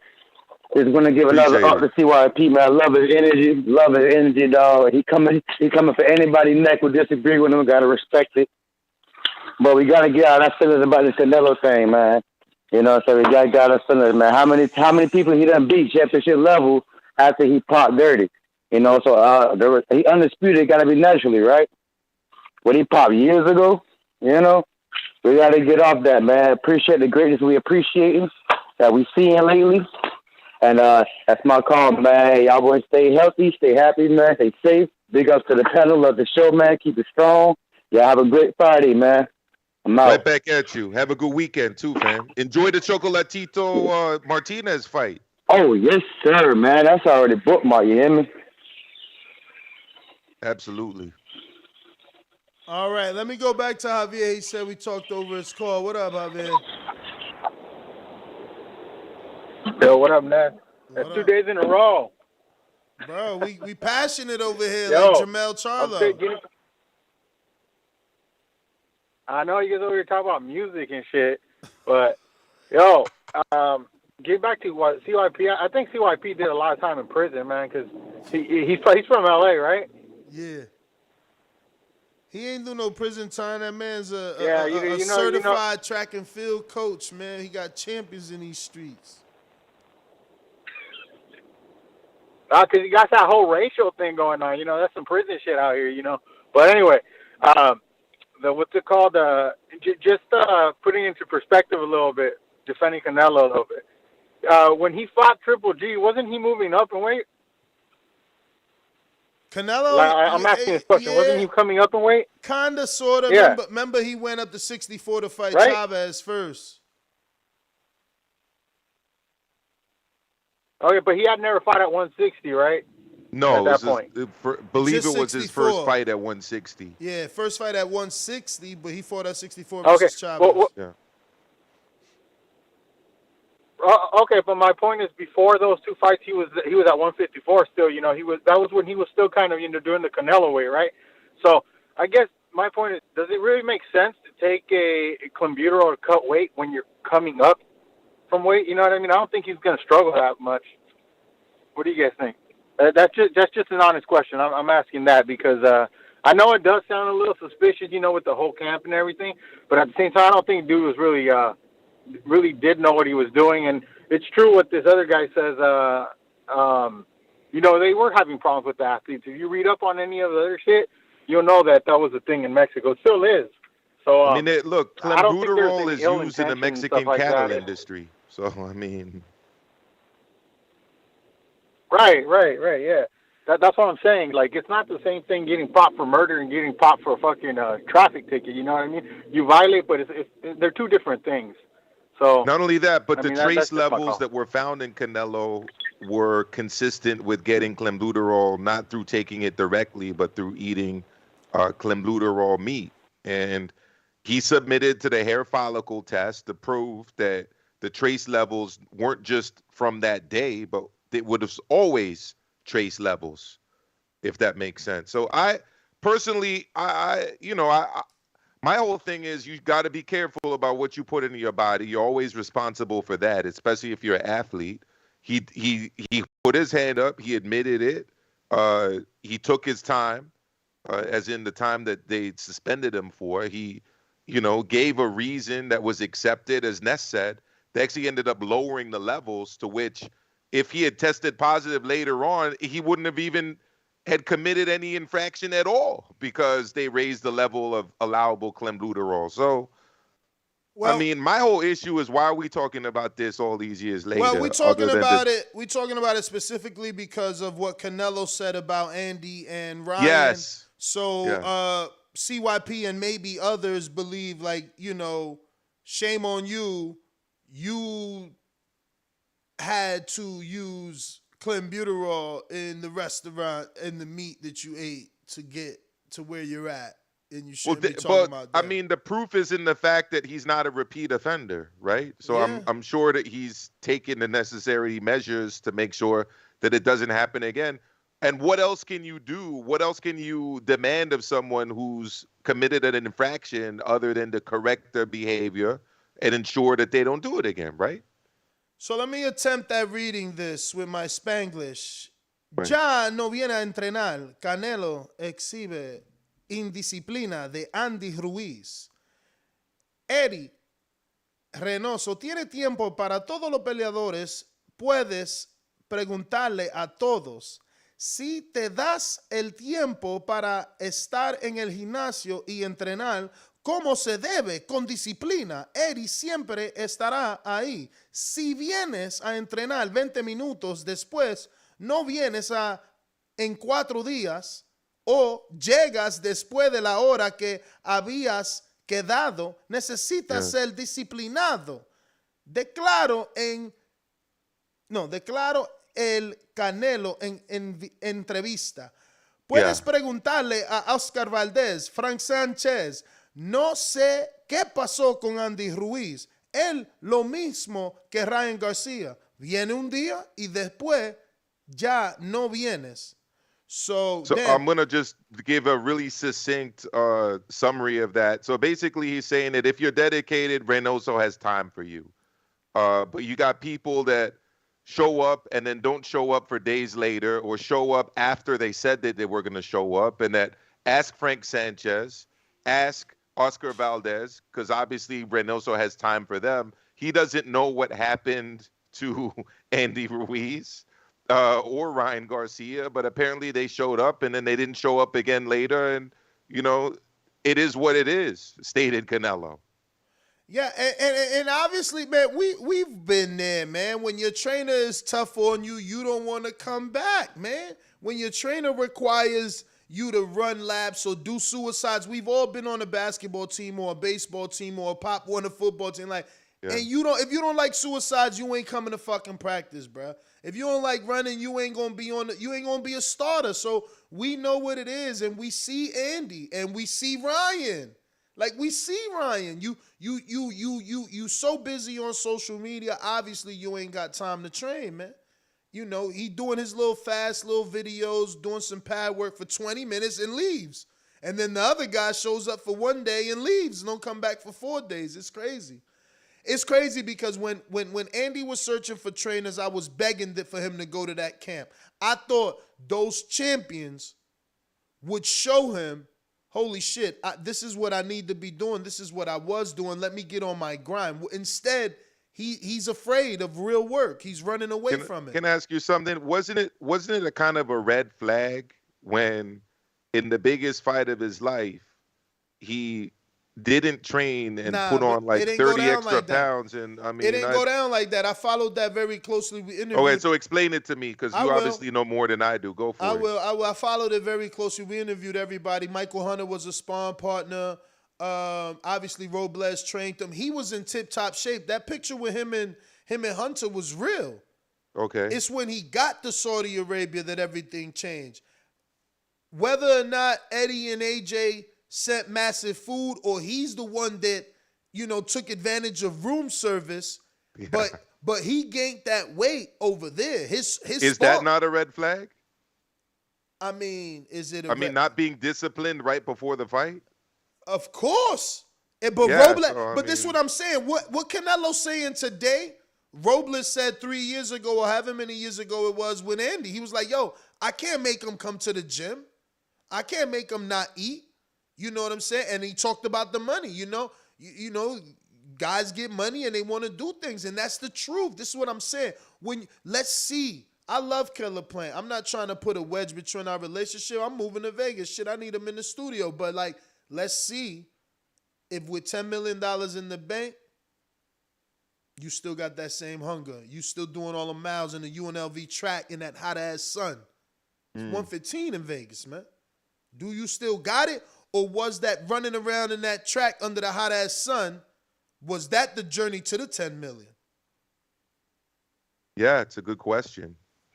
It's a good question. We got to see where he's at. What did Hagler say? It's difficult to get up at 4 to do your road work when you're waking up in silk pajamas. Oh, yeah. Oh, yeah. You know? And that's the problem with a lot of people, you know. They don't know how to be self-motivated, you know. Some people, everybody's definition of made it is different as well. I got some more callers on the line. We going out to the 585. Looking like we got a new caller. Where is this at? Wait. Not a new caller. This is Dawn in San Diego. What up, Dawn? Been a long time. You shouldn't have left us. What's going on? Did I get the name wrong? 85. Yeah, Dawn? No Dawn in San Diego?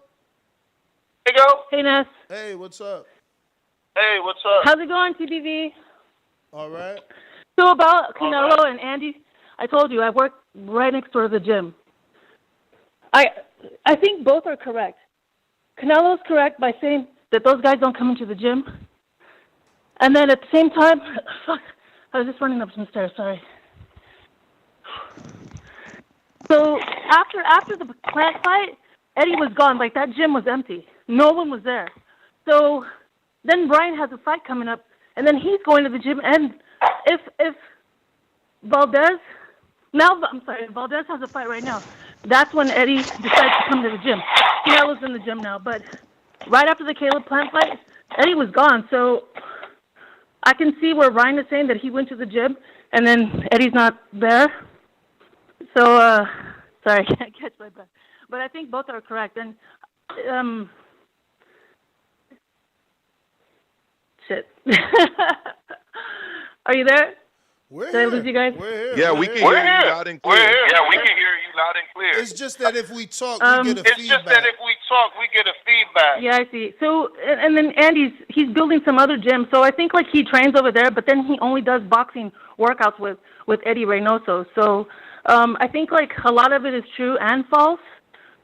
And I think like the thing with Ryan and Eddie, you know, he wasn't. I would see him there like a lot, and then like he would come in and go in specific times. But when it's time for him to fight, of course he's going to be in the gym.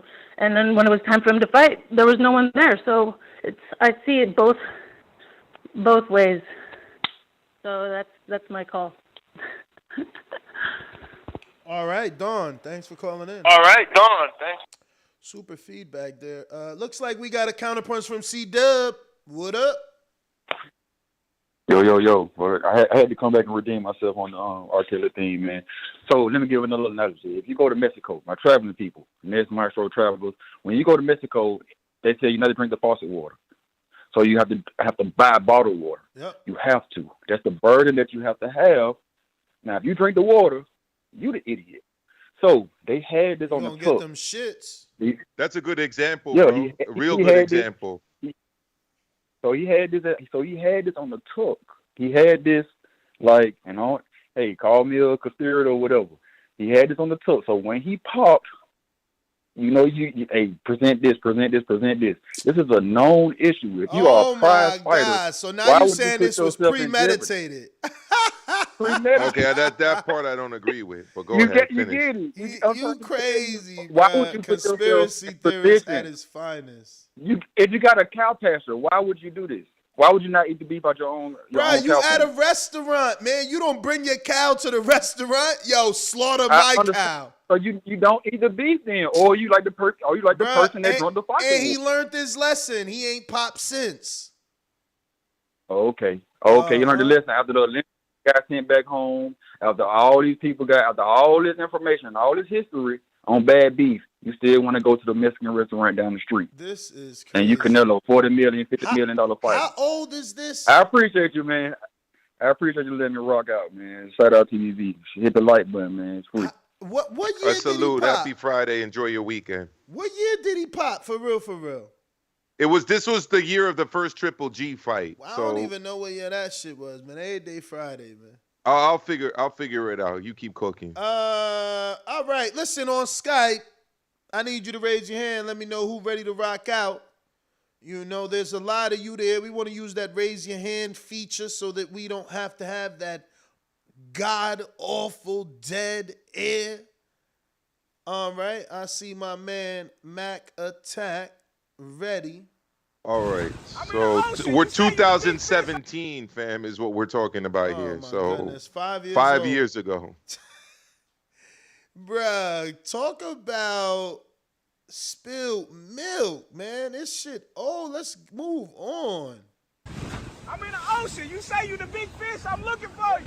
Maybe a Spence get his tail out his butt and he'll fight me. You are watching a master at work. Target practice, baby. When I stop him, y'all gonna say he was too weak. Oh, big in the motherfucker, man. We ain't gonna be able to fire your punk ass out. What you wanna bet on? You can bet 100,000 on that. Let's bet $1 million. I'll break your fucking neck. J-Matt, New Orleans. Don't like what I said, nigga? Do something fucking about it. One of the best finishers. Give me the towel. Give me the towel. SDS Promotion. Get ready for the back attack.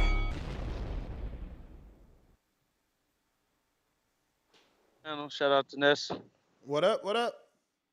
Hey, topics. Dillian Whyte, 8 million. I don't want to sound like I don't care, but I've never been into discussing purses.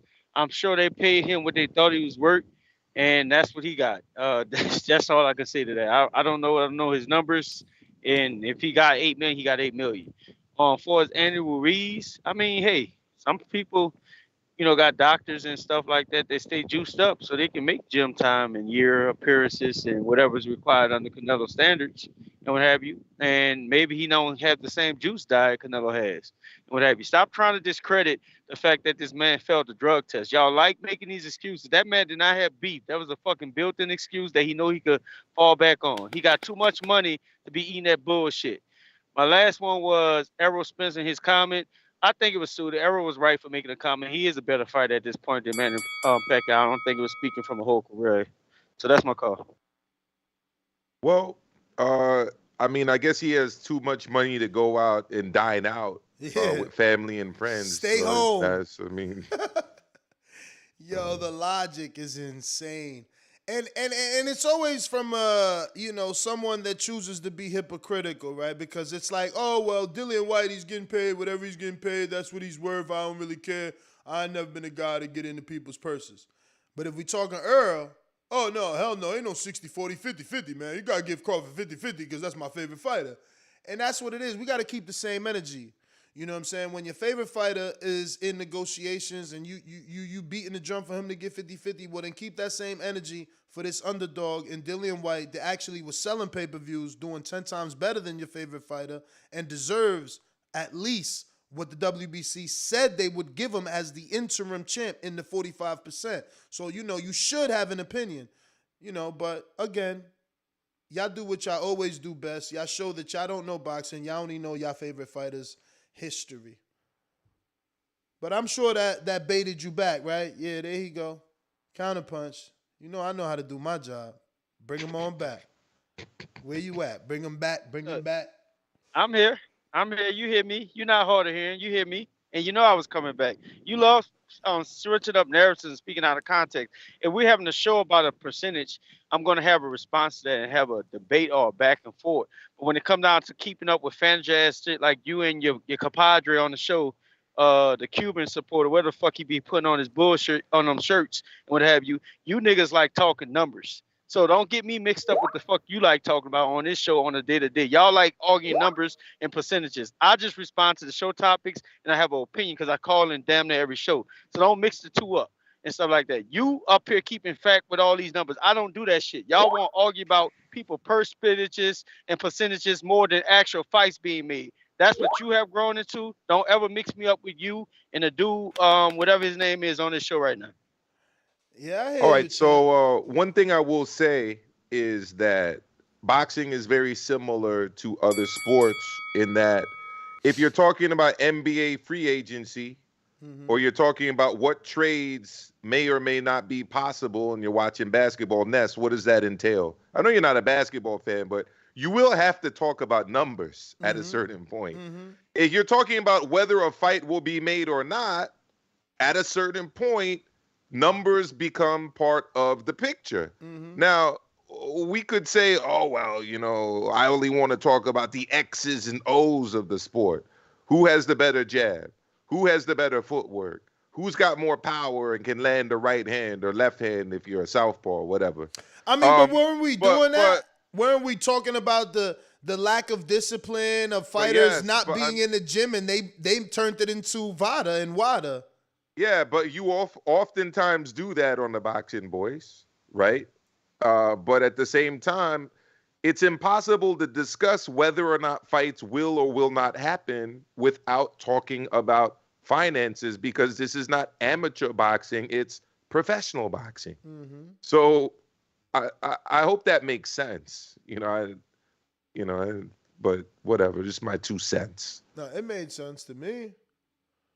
But, again, things are only going to make sense when your favorite fighter comes into play, unless you love the sport as a whole. If you're just like a fan of a fighter, then it only matters when your favorite fighter comes into play. And that's when you'll worry about percentages and purses. When Errol Spence is in an interview with, I don't know, Max Kellerman, and he says Terrence Crawford needs to get 60-40, and he better act now before he get like 80-20, right? That's when it matters to them. And that's all I'm saying. It's like, we need to be a fan of the entire sport, not of just one person. All of these people that are calling me homeless, I love it. You know what I'm gonna do? I'm gonna drop a link to my Airbnb here in New York. Okay, I'll give you a 20% discount. Just use the code TBV. How about that? You want to visit New York? Where is it? Where in New York? You might as well give a commercial. Like, where is it? Centrally it's right across located my to Airbnb's right across the street from Yankee Stadium. Oh, wow. So we get to see the iconic Yankee Stadium. Yeah. We're just within open up the walking window. distance. It's right there. We're within walking distance of the Yankee Stadium. What else? Walking distance. It's right across the street. What else can we walk to from your B&B? I mean, there's museums around here, but I mean, for most people, a lot of people when they visit New York, they want to go to like the sites in Manhattan. So we've got Maestro. The D train, the 4 train. But if you're across the street, you're across the street from the Yankee Stadium, yeah, you got the Joseph Yancey track. You're down the street from Sin City, though. Pardon me? Aren't you down the street from Sin City? No. Like around Yankee Stadium, you have Yankee Tavern.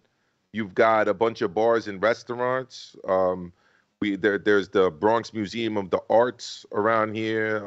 What are some other attractions? If you go further north, you get to the Bronx Zoo, the Botanical Gardens. But if you go south, you'll get to Times Square. How much per day? Broadway. How much per day for these people coming in from the UK and stuff like that? I charge about $200 a day. Okay. But I'm giving a discount. Use the code TBV when you book. Oh shit. It's Airbnb.com/Yankees. So just it's right there. But I'll drop a link maybe later. So all you gotta do is type Airbnb.com/Yankees. I think it's /H/Yankees, but let me try it right now.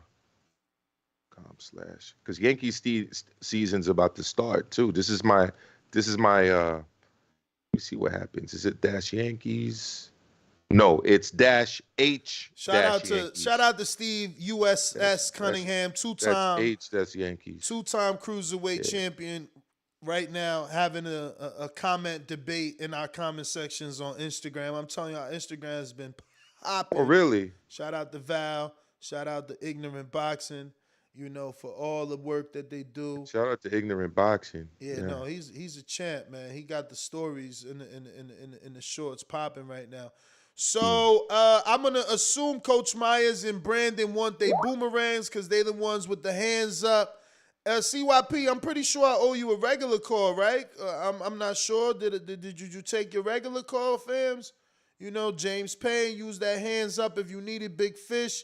Davidian and Vega use the hands up feature. You already know it makes things simpler, so no dead air. If you're watching on YouTube, don't forget to hit the thumbs up. It's going to help with the visibility of the show. It's going to put this in the eyes of other boxing fans so they know they could call in here and talk some boxing too, and go back and forth with us like we do.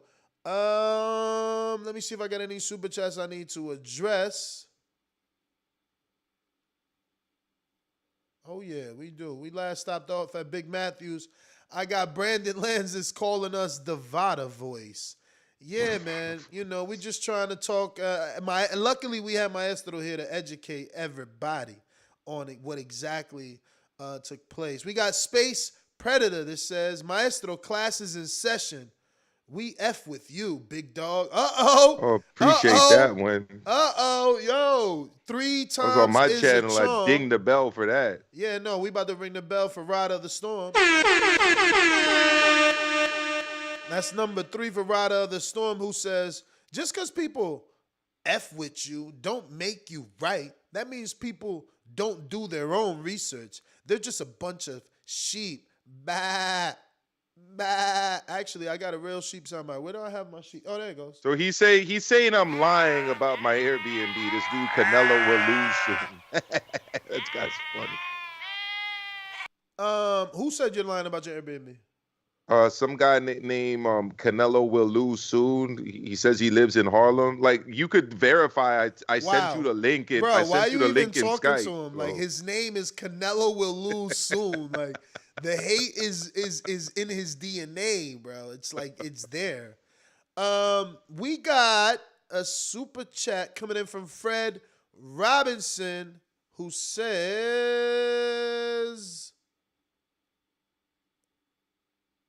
if that was Andre or Charlo testing dirty, they would been bashed. I mean, it's 5 years ago right now. 5 years. 5 years.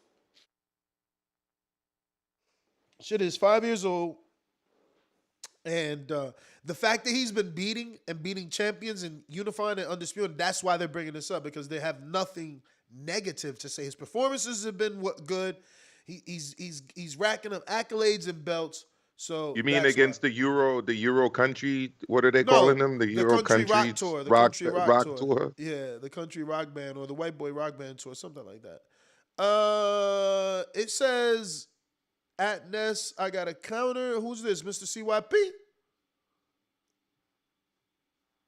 CYP. We weren't done. Let me read this off to you. The cooperation of Alvarez, along with his status as a first-time offender, was cited as the reason the commission allowed a maximum reduction of his suspension. That's a real document, not an article written to make him look good or make him look bad. Just people citing their reality. And then it goes and says about the first time the meet was cited was 2011. 2011. That means Canelo avoided clenbuterol testing for 11, 12, 13, 14, 15, 16, and then in 17. Right after he has a fight with Triple G that people think he loses, he prepares for the next fight and tests positive for clenbuterol. Y'all want people to think that was a coincidence because you're a Canelo fan. Let's just say nobody was a boxing fan at all, and they heard this story. They would automatically know this dude cheated. But for some reason, Maestro wants us to believe that no, he didn't test. He didn't, even though he admitted it, even though he moved on, accepted his suspension. Maestro, if you could be a man and be like, yo, he did pop dirty. It was what it was. Let's move on. We'll leave you alone, my guy. You're the one that I said that he popped dirty. I said that he was responsible for everything he puts in his body. Didn't I not say that? I thought I did. He did the hair follicle. Stop bringing that up, my man. That was 2 months later. His suspension was still there. He still admitted. Let's just move on. Damn. Well, I think that we've moved on. I think that's what we're saying. Like, yo, he's convicted of it. He did it 6 months. He hasn't popped anymore. Why do you guys keep bringing it up? It's like no one talked about Luis Ortiz. Wilder fought him. He popped. No one's saying, oh, he's dirty. In fact, most people, especially on this channel, defend Luis Ortiz because they're Wilder fans, and that's his biggest win. But Canelo should be banned from the sport. Go figure. We got Fred Robinson doubling down on a super chat. He says, see the double standard? Barry Bonds never tested dirty, yet we give fighters the benefit of the doubt. Well, shout out to Barry Bonds. He was probably my favorite pro athlete growing up. I actually met him last summer just out of the blue in Westchester. He was having dinner with some people, and I was walking by. I think that what they've done to Barry Bonds is a travesty. It's become even worse since they allow guys like Big Papi into the Hall of Fame, even though Big Papi used performance enhancing Yo, drugs, and yo, they're yo. saying Ain't he they're saying Dominican? that yeah, but they're saying that Barry can't get in because Barry used, even though that he never actually failed a drug test, to my understanding. But then they let in guys that have failed tests, because they smile a lot and kiss ass at reporters, something that Barry Bonds never ever did. So, what they've done to Barry is very unfortunate. And for some reason they also did it to Roger Clemens too. Like, he can't get in because he tested positive. So or I don't even know if he did test positive, but he can't get in because of the PED use, but they allow other people to get in. So big up Barry Bonds, best baseball player of all times. I got Kentrell in Phoenix that says, didn't Floyd get caught cheating? Didn't he use IVs for his hands? Let's get off King Nello. I mean, a lot of people have been accused of it. Roy Jones Jr., Brandon Rios, J. Leon Love. Like, there's like, just off the top of my head, there's like a ton of people. Shane Mosley. Yeah, We've already mentioned Eric Morales, Kid Galahad, super Jean popular. Pascal. It's super popular for boxers to pop for diuretics. Anything that's going to help them lose weight, it's super popular for them to pop dirty for that. Let me get to Colorado. Stonebone, what up? What up, man? How y'all doing? Good. Happy Friday. How y'all doing? Oh, man, likewise, man. So blessed to see you. They say, man, you woke up, you halfway to a successful day, man. It's up to you what happened with the rest. But it's hard for me to feel too sorry for Dillian Whyte, because I was one of the guys out here telling Wilder, take this deal, take that deal, take 7 mil, take 12 mil.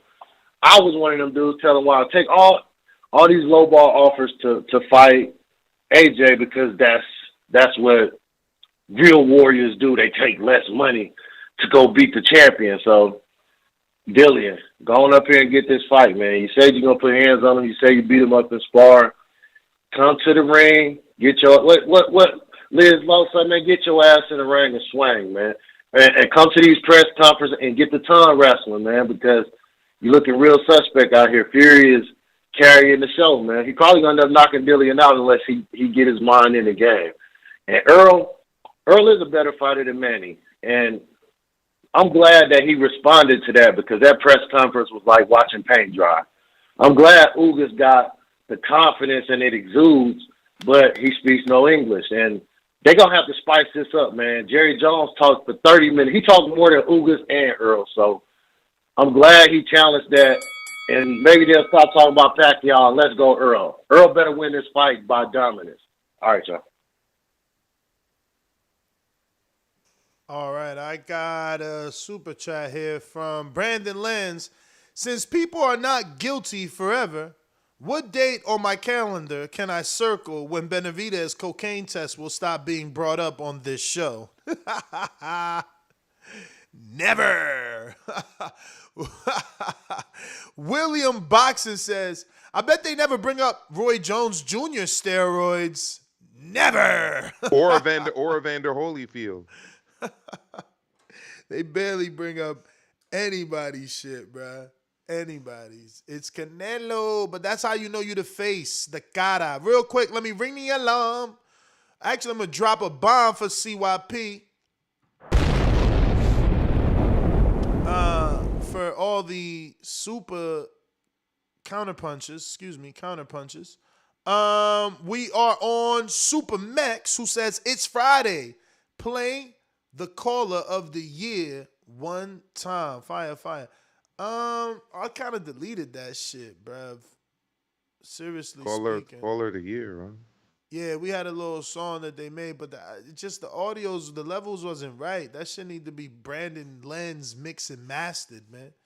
That shit was all over the place. Salute to Brandon Lenz. Brandon's hooked me up with some information on a couple of occasions. It's been straight fire.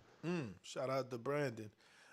We got Fred Robinson trying to ring the alarm. Definitely for Fred. He out here showing that super chat love. And he says, so So were levels only raised Mexican fighters, or can Charlo have a certain level in his system without issues? Of course. Everybody It's can WADA have the same standards level. globally, man. Jeez Louise. Jaime Nieto says, wow, some of these dudes will do all they can to discredit Canelo, yet their favorite fighters are sitting on the sidelines waiting on the golden ticket.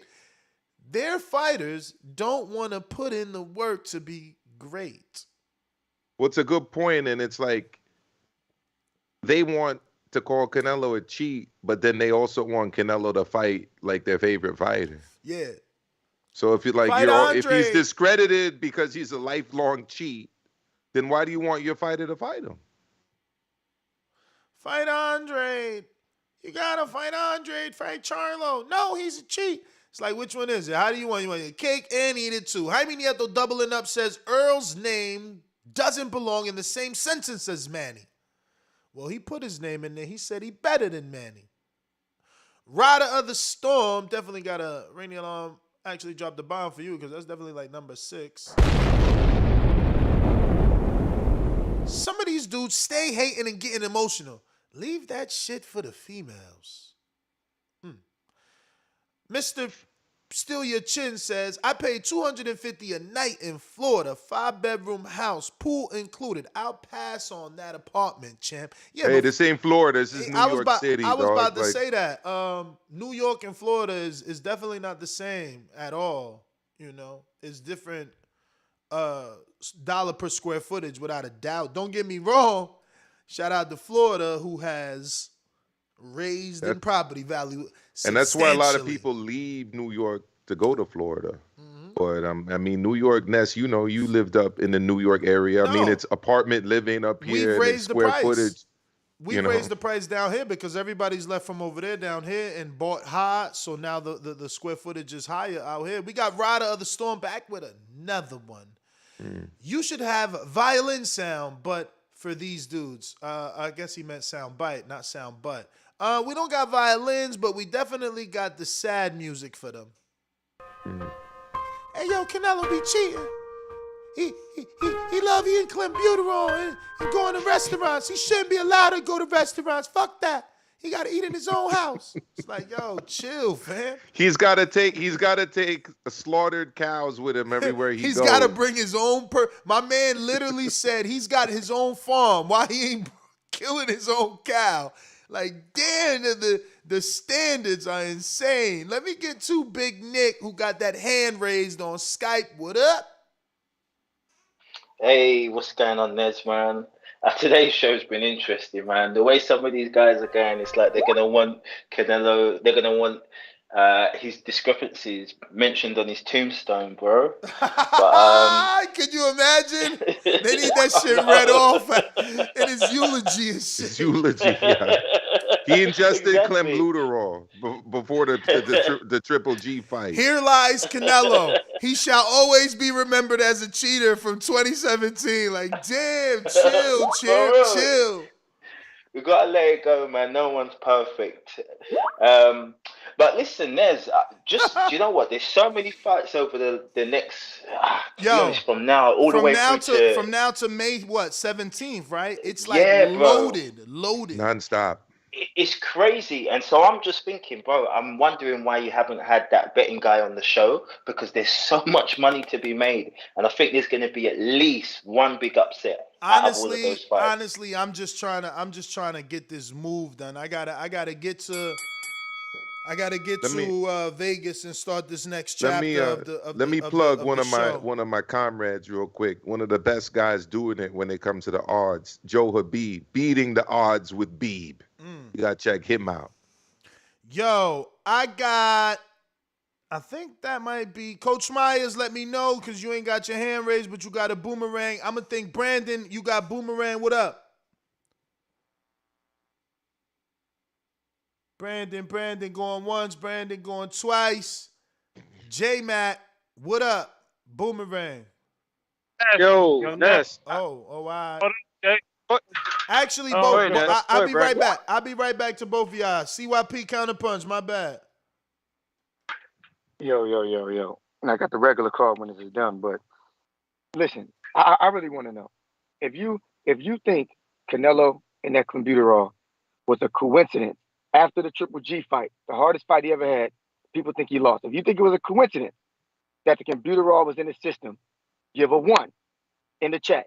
If you think hell no, it was no coincidence, give me a 2 in the chat. That's all I want to know, because some of y'all acting real stupid as if y'all were a jury somewhere on another case that you wouldn't see this closely. But maybe I'm tripping. Maybe me and Watt and everybody else, we dumb, and then the Ness and the Maestros, they're right. Y'all, number one, if you think it was a coincidence that for 6 years he never tested positive for this clenbuterol in his country, but when Triple G put them hands on him and he had to figure out another way to beat Triple G, he tests positive. That ain't no coincidence to me. So I'm giving the first 2. If you think it wasn't a coincidence, put a 2. If you think it was, put a 1. That's it.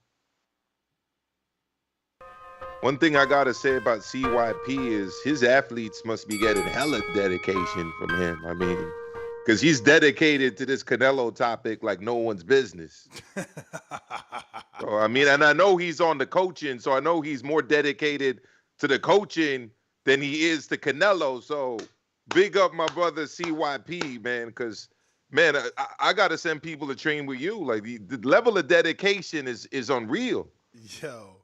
Julio Lopez says, just want to say Canelo is taking care of boxing and its bums. Now he has to take care of the U.S. world work by beating Russia, too.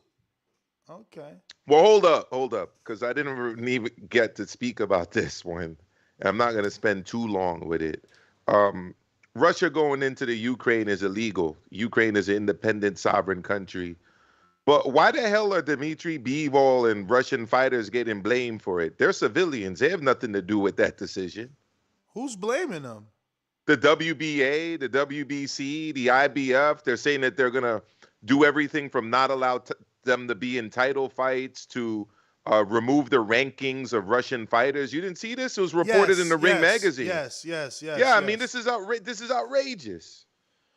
Yeah, I mean, you know, your country's doing some outrageous stuff. Well, the United States is doing outrageous stuff. We're the weapons of mass destruction in Iraq. Isn't that why U.S. went in over there and bombed and you know, ruined that country?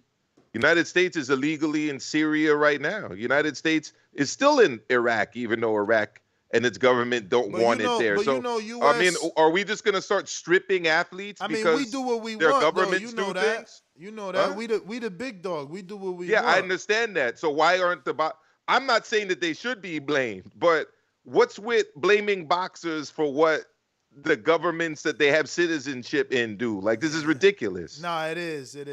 I can't even. You can't condone that. I mean, Bivol's innocent. Like, what? Imagine if this fight. But the WBA has it. It's the other sanctioning bodies. You know that, right? It's not the WBA as of yet because they got the big fish fight. They ain't take that stance yet. Well, I hope they don't. It's the rest of them have, but not. WBA ain't crazy. They got a Canelo fight on their hands. How they not gonna let him fight for their title?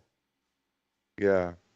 I got Canna. Shout out to Canna in Nebraska. Sims. This guy keeps writing 2 over and over and over again. Oh, he's pressing 2 to CYP's question. Ness, you doing a live fight chat for Ramirez Beltraza? Abso-freaking-lutely. Jaime Nieto, shout out to Maestro. $200 a night Airbnb is amazing for New York. $200 a night is pretty standard for any room these days, but in New York, it's a steal. Shout out TBD. Thank you, Jaime, because you get a washer dryer, you got a 75-inch 4K flat screen TV, you've got cable too. California King bed. Damn. You know. How many square feet? You got a brand new sofa in the front room. How many square feet? By the way, I also got the elliptical and a whole TRX system for people that want to get their workouts in. How many square feet you got over there? 1,100. Oof, that's big for New York. New York. Yeah, Let me ring the alarm for my man Jaime Nieto. Mother spot's 2K, dog. Wow. Let me hit the alarm for Jaime Nieto. That's definitely more than 3. I got J-Mac on the boomerang. What up? So apparently I'm a traitor because I don't think that it's right for the U.S. to go into to Iraq and claim weapons of mass destruction. Whatever. Hey man, look, I don't even want you talking while my caller's talking, my asshole.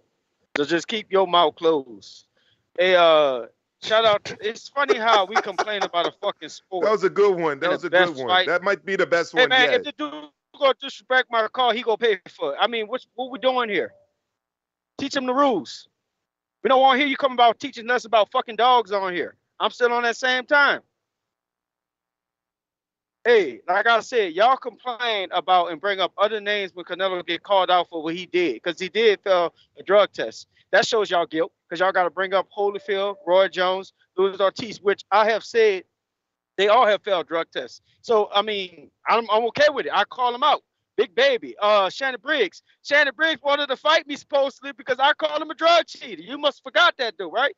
I call him Big Baby. I said 2 drug cheaters support one another. But y'all always make these excuses. And then the last thing you want to complain about, the best fighting the best, it's a sport. So of course we want Andrade to get a fight with the drug cheater and Canelo. So we'll cut it. It's such an oxymoron to say, of course we want, he says, yo, we talking about the best fighting the best, so of course we want Andrade to get a fight with the drug cheat Canelo, who obviously is the best in your eyes. Because you just said you want the best fighting the best. You just need to just stop talking, man. Just use the show to listen while you drive, bro. You sound crazy sometimes, honestly. That just makes no sense. Either you think he's a cheat and he needs to cheat to win, or you think he cheated one time, which we all obviously see that he admitted guilt, got suspended for 6 months, and hasn't been caught doing anything since then. So, I mean, which one is it for you? You need to ask yourself, because you asking your favorite fighters to get an opportunity with him. I mean, and you're saying that, you know, he's the best.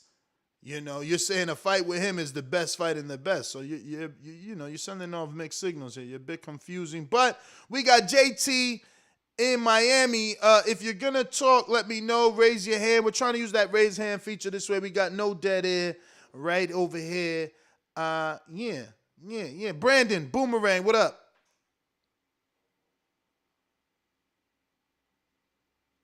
Yo, Ness, can you hear me, good brother? I hear you, good brother. Oh, yeah, man. Great show as always.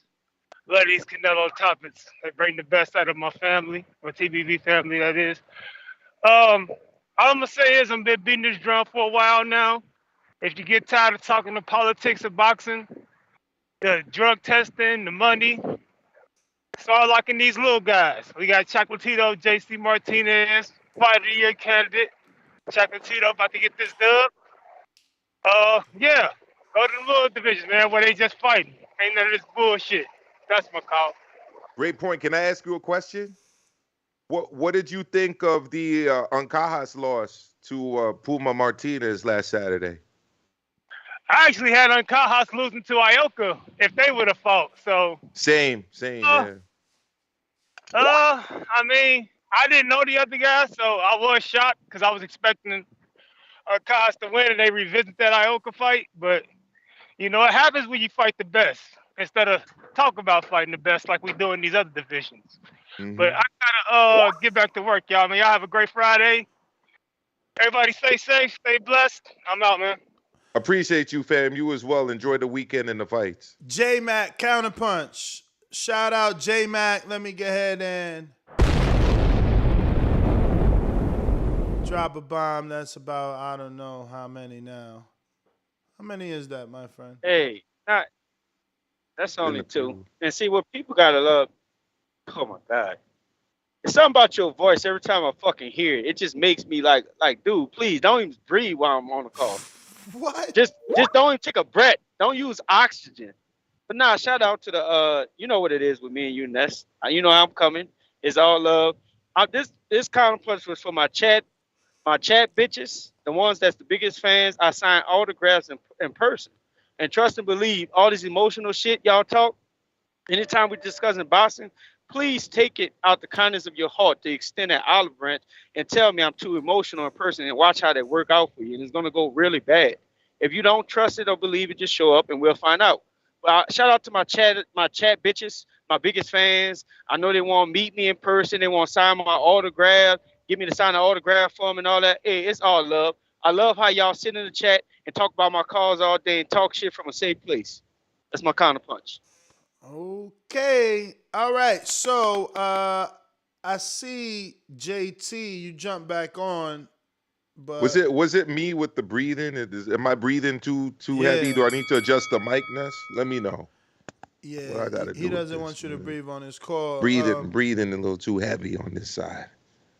I mean, so I'm gonna go down the line here just in case they don't know how to use that hands up feature just yet. Davidian, let me know if you good. Vega, Myers, you know you got a boomerang. Lethal, what up? And Majid, what up? I'm gonna go to CYP. Obviously, I owe you that regular call. So I'm about to wrap up. I was trying to hold it in. I don't think I could hold it in for more than like a minute. Holding my breath. I was just trying it. It's kind of difficult. You just took air during CYP's call now. Go ahead, CYP. Hey, man. Hey. Shout out to J Mac. I want to publicly say shout out to JT and that bomb-ass job he's doing with his sons, man. Them boys got skills. You heard that from me. They got skills. I'm already a fan. You got me in your corner, baby. I'm already a fan. You're doing a great job. Secondly, Maestro, man, if you're really involved in track and field like you say, so sound like you might be. You know what I'm saying? That means we come from the same family, straight up. So I got not on your level, but yes, sir. You're a brethren in the community for sure. I definitely want to wish you luck in that, man, for your future and stuff. But on this show, man, you got to listen to more episodes, man. It's the dungeon. It's the dungeon, the danger zone out here, man. It's the way I step away from track and field and all my businesses. I come here and I'm somebody else. Same thing with J-Mac, so don't take it personal. But it is kind of personal. But, it ain't that serious, man. It's all love and hate because we don't like everybody, but we love some of y'all. CYP out. All right, I got Supermax in Plainview, Texas. BoxingVoice.com. Oloki, you are next, my friend. Por eso lo vuelvo a repetir. La era del Canelo la mejor porque peleó con los mejores. La suerte es para los mediocres, my friend. BoxingVoice.com. Yo, good morning, fellas. How's everybody doing this morning? Good. I just wanted to call in, man, and just, you know what? These topics, man, these make for the best shows. Shout out to everybody, Maestro. Shout out to you for standing in. CYP is right. It's the Thunderdome. And, the one thing I give CYP tons of credit for is his persistence and consistency. He never wavers, and he'll go all day with you. Shout out to my coach J-Mac out there, everybody. It's just been a great show, man. This show is like politics as far as like when you can vote for a certain side on politically, you're not going to change anybody's mind. But watching these arguments back and forth and listening, whatever, it makes the day go by. It's a great show as always. Shout out to everybody who kind of put super chats. And yeah, man, it's just been a great show. Shout out to Errol Spence who's going to grab that third strap. And as far as Dillian Whyte is concerned, look, man, I'm just like, you were begging, 6 million days for your title shot. Now you got it, man. You're just going to have to take what you get. The real stars like Floyd and those, they take what they get and beat somebody. So other than that, man, it's, like I said, great show. Shout out to all the callers, everybody who loves these arguments, man. And we'll keep it pushing.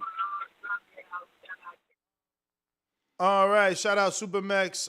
We got Jaime Nieto back with another one that says, everybody yelling Canelo a drug cheat, but on the other hand, they want their favorite fighter to get the charity payday. Make it make sense. I cannot. I got a bunch of callers. Jonathan Sims, what it do? What up, Ness? Can you hear me? Yep. Hey, man, top of the morning. Shout out. Hey, it's been a kind of minute since I called. Yo, you've been doing your thing, man. I'm so happy for you, dog. One of the originals from that 2012 crew. Caught the whip.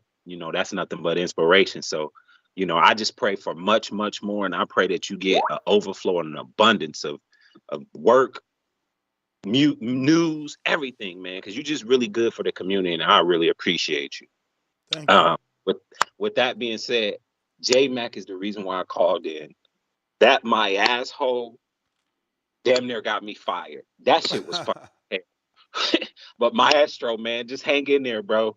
Hang in there, bro. Them some heavy hitters you going up against, but at least you going up Nah, against. man. Listen, man. I teach middle school, so it's nothing I haven't heard in terms of. Come on now, this is nothing. And honestly, I enjoy the back and forth debate. It's a pleasure. But thank you. They some solid dudes. I got special feature.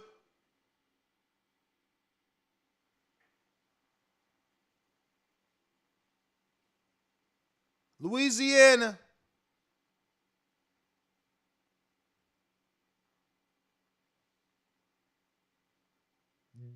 JT, Miami. Oh, I hear you, Louisiana. Talk to us. Yeah, as far as the purse and what Dillian Whyte is getting, I feel like that's the problem with boxing. People are so focused on the money that we're not getting the fights we want, or they get this money and then stop trying. A la AB, who just cares about getting paid, doesn't care about winning. As far as Canelo, I'm not saying Canelo's an outright cheat, but he does have his ways. Like he didn't fight Triple G till after Triple G wasn't knocking people out. He fought Kovalev after Kovalev had a brutal fight and didn't get a man time to recover or have a full camp. And I think all we want out of Canelo is a competitive fight. I understand he feels like he's the top guy, and he, only person to beat him is Floyd, and that's his selling point. But he needs to once he gives us a fight that's a competitive fight, that's somebody we actually want to see him fight. All the talk will stop. That's my friend. Yo, Maestro, that's the craziest part for me. Like this is the only dude that I know that's fought like 4 nemesis, right? Like first his guy was Trout, because he was supposed to fight Cotto. Trout beats Cotto. He's a southpaw. Golden Boy's like, don't do it. No, I want him. He does it. He beats him. He's still the only guy to ever drop Trout. Meanwhile, both Lions only fought him, and they didn't drop him. Okay, cool. After that, right, he fights Floyd. Obviously, there's a contingency of people that believes he'll beat Floyd. A whole bunch that don't believe he'll beat Floyd. So he chose to challenge himself versus Floyd. He loses. Turns around, fights Angulo. Then he fights Laura, a slick Cuban fighter. You know? That again, Golden Boy said don't fight. So now that's Can I make a point on that real quick, just to back you? Yeah. So I spoke to Roberto Diaz from Golden Boy, who's got no interest anymore in like obviously promoting Canelo, right? Because he's his former fighter. Roberto Diaz confirmed literally everything you just said. They didn't want him to take any of those fights when he was with Golden Boy. Right, he's too big of a commodity. Go for it. They didn't want him to take any of those, but Canelo insisted. To all of a sudden fight a southpaw that came off the biggest win of his career. Plus, don't forget, he beat Rigoberto Alvarez as well. You know what I'm saying? So, he did that. But cool. Cool. He fights Laura. He fights Mayweather. He fights Trout. Those are still not good enough. Cool. The world now is saying he's ducking Triple G. He's not even at 60 yet. Triple G's at 60, salivating, just saliva, just dripping, mouth watering. Oh, come on up. I'll come up. Give me my belt. I'm not even there yet. You talking about me. Cool. I move up and still fight him 24 rounds. 24 rounds. You still got the nerve to say I'm ducking people. I did the rematch too. No, 24 rounds. That's 24 rounds. Yeah. Then I turn around and fight Daniel Jacobs as well. Like, how could anyone believe that I'm ducking anybody? I offered Derevyanchenko 5.5. Like, how can you literally sit there and think that I'm ducking someone? Don't forget that Triple G actually did duck Derevyanchenko, right? Insane. Of course he ducked Derevyanchenko. He stripped by the IBF so that he doesn't lose his Canelo shot. Yeah, and faced Vanes instead of Derevyanchenko, who we later found out or confirmed what a lot of us already knew that was a tough fight. It's just crazy, man.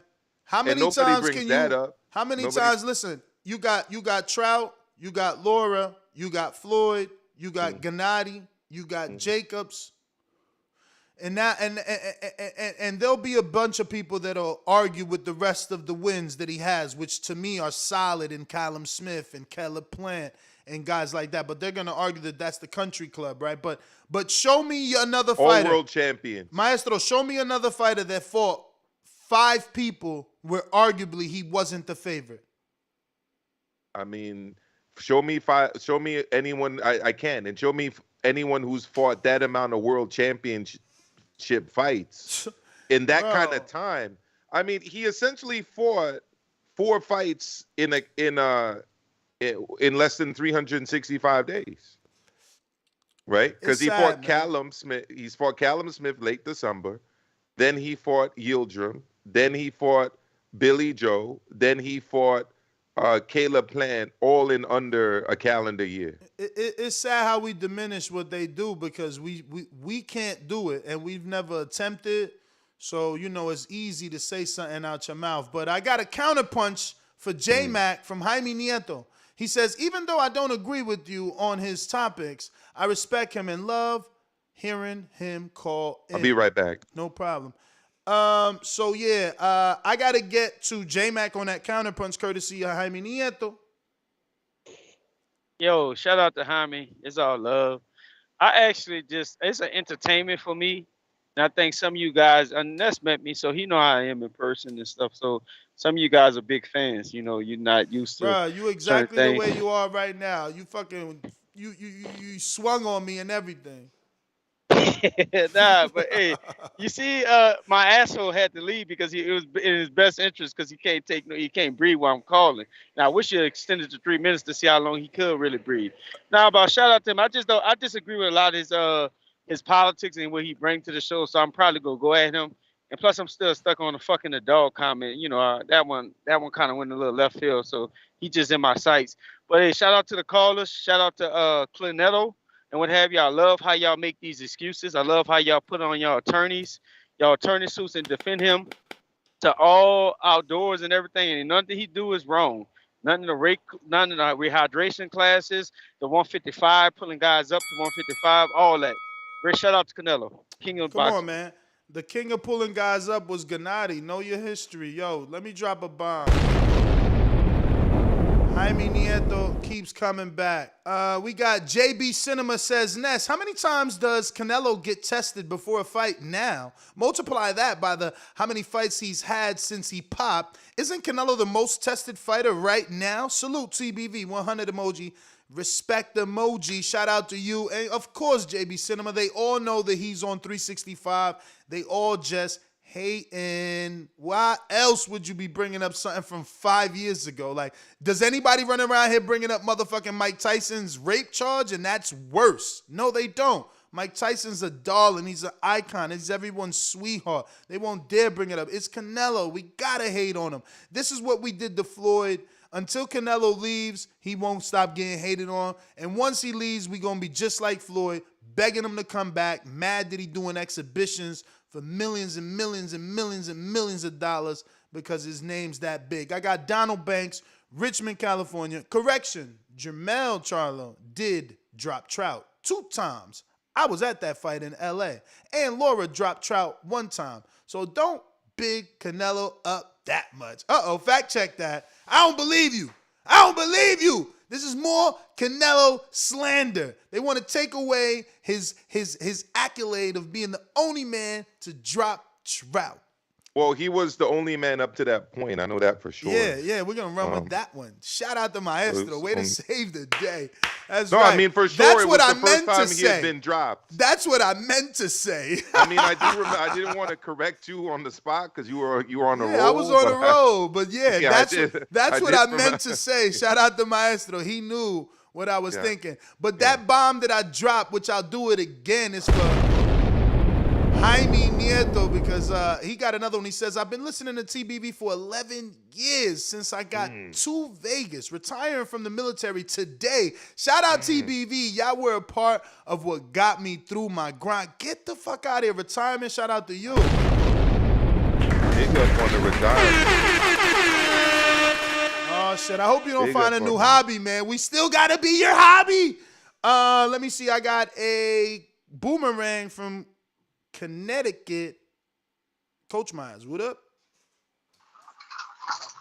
Yo, can you Yep. hear me? I hear you. I hear Yep. Yo, big, drop another bomb for Jaime, man. That's what's up. I know. Retiring from the military. That's very respectable. Salute to him. But my extra, don't worry about J Mac. You know, he's a butt tender. You know, he likes to hate. No shows about when there's no shows about Bud, all he's gonna do is just hate on whoever we talk about. But you know, that's J Mac, you know. But you know, we're gonna give him 60-40, 70-30, 80-20, you know, whatever. But that's my call. All right. I got CYP counterpunch. Thinking about that, yeah, y'all didn't know that Jamil had dropped twice because you're not really fans of these boxers. You're haters of the boxers. If you're fans of them, you really know what they did. But let's play that game. Jacobs was knocked out by Pirog and he was dropped by Triple G, but Canelo didn't drop him. So does that matter? Oh, how about the fact that Kovalev was stopped by Canelo, but he wasn't the first one to stop him. He was already stopped twice by a lesser opponent in the other Ilder Alvarez. Does that matter? See, let's play that round robin. Let's play that round robin because it happens to all the fighters. That sounds stupid. Trout was beaten worse by Jamil than he was by Canelo. The black dudes that Canelo fought and beat, other dudes beat them worse. So yes, and Maestro, you admitted that the Golden Boy people told you that Canelo has been told to avoid fighters. My God, you actually tried to prove a point and proved everybody else's point that he does duck fighters. I don't think you realized that when you said it. Thank you. I That's hilarious. That one was funny. So no, I was actually confirming that Canelo was trying to get these fights, but that the leadership of the promotional outfit that he was with didn't want him to do the fights. That's not proving that he tries to duck. I got JT Miami. That proves that he's part of duckage. That's what it proves. What are you talking about? What are you talking about? If your cap don't want you to do something, So a guy is told not to take 3 fights, but ends up taking them, and that's proof of him. That's proof of him ducking. Yeah. According to him, bro. Can you explain that to me, Ness? Of course not. Of course not. Of course not. JT Miami. So much hate. Damn. Anyways, anywho, thank God for the boxing gods this weekend. Ramirez tonight and Chocolito and Ray on Saturday. We gotta be thankful for boxing. Why so much hate? I just want to appreciate the show. Always, my show. I do got a little thing for you. I know you want to do a thing for the boxing in the schools. Actually, my girlfriend, she's a principal in the JCC in Chicago. She does the infants and the toddlers and the preschool. And I actually want to work a little thing where I bring in the female boxers to the school and introduce them at a super young age to boxing. I'll chop it up with you in the Instagram after in the back. Oh, that sounds good, bro. I just started on the gram, but yeah, definitely hit me up over there and I'll send you my email. And again, to Nest, I'm putting that pressure. Come see the boat houses. I'll pay for the lunch. I'll pay for the gas. You know, I'll pay to play. Let's go. Let's go. Yo, I'm so afraid of that drive right now, bro. It's like, 2 hours and a half to get to Hollywood. It's just like, Hollywood, Florida? Yeah. Isn't that where they do all those fights at the Yeah, the Hard Rock. Yeah, have you been out there? Yeah, absolutely. What's it like? Oh, it's nice, I love Florida, man, especially, being in Vegas and in the tri-state area now as much. I have a good, I feel like I could compare the 3.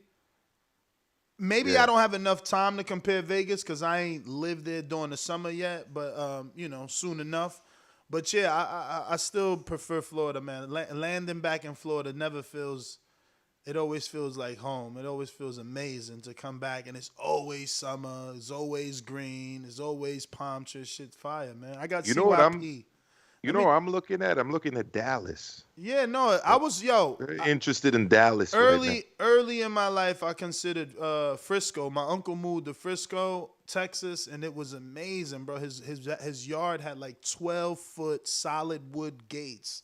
I fell in love with that privacy, and I considered that. It gets very hot over there, but look at me talking about hot with Vegas. I got CYP counterpunch number 9. Time to drop a double bomb. Why the double one ain't want to? What up? Let me know if you hear me. We do.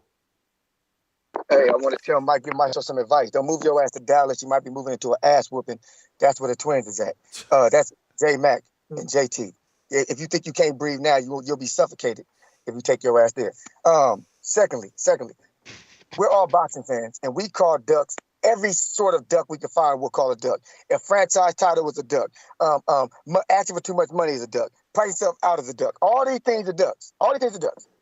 But when it comes to Canelo, he just admitted that he heard it from the people who work with him, that they were telling him not to fight certain fighters. That's ducking. Then mandatory for Andrade at 154, didn't take it. That's ducking. Asking for franchise title at 160 against Charlo. Ness even admitted that's ducking. But for me to repeat that today, I'm a hater, and nobody knows what I'm talking about today. But if you replay episodes, Ness already admitted this, but for the sake of the show, we're going to play stupid like we do on TBV and make CYP look like he's the smartest, because he is, and make y'all look like y'all just afraid to just be wrong. You're wrong. Nah, you just mixing one argument with the other. You know, when we talking franchise title and my feelings on it, absolutely. I feel that Canelo not fighting his mandatory challenger in Jamal Charlo and accepting franchise status, regardless of who he went to fight next, which I think was Kovalev, that was ducking to me, man. Like, this dude was there, and let's be real, he's been there since 54. So, the only way it makes sense, which it doesn't to me regardless, but I could see the argument or the debate for the Canelo fanatics, is, Canelo's being very vocal as of now, is like, yo, you ain't did nothing. And yeah, Charlo at 60, he ain't did nothing.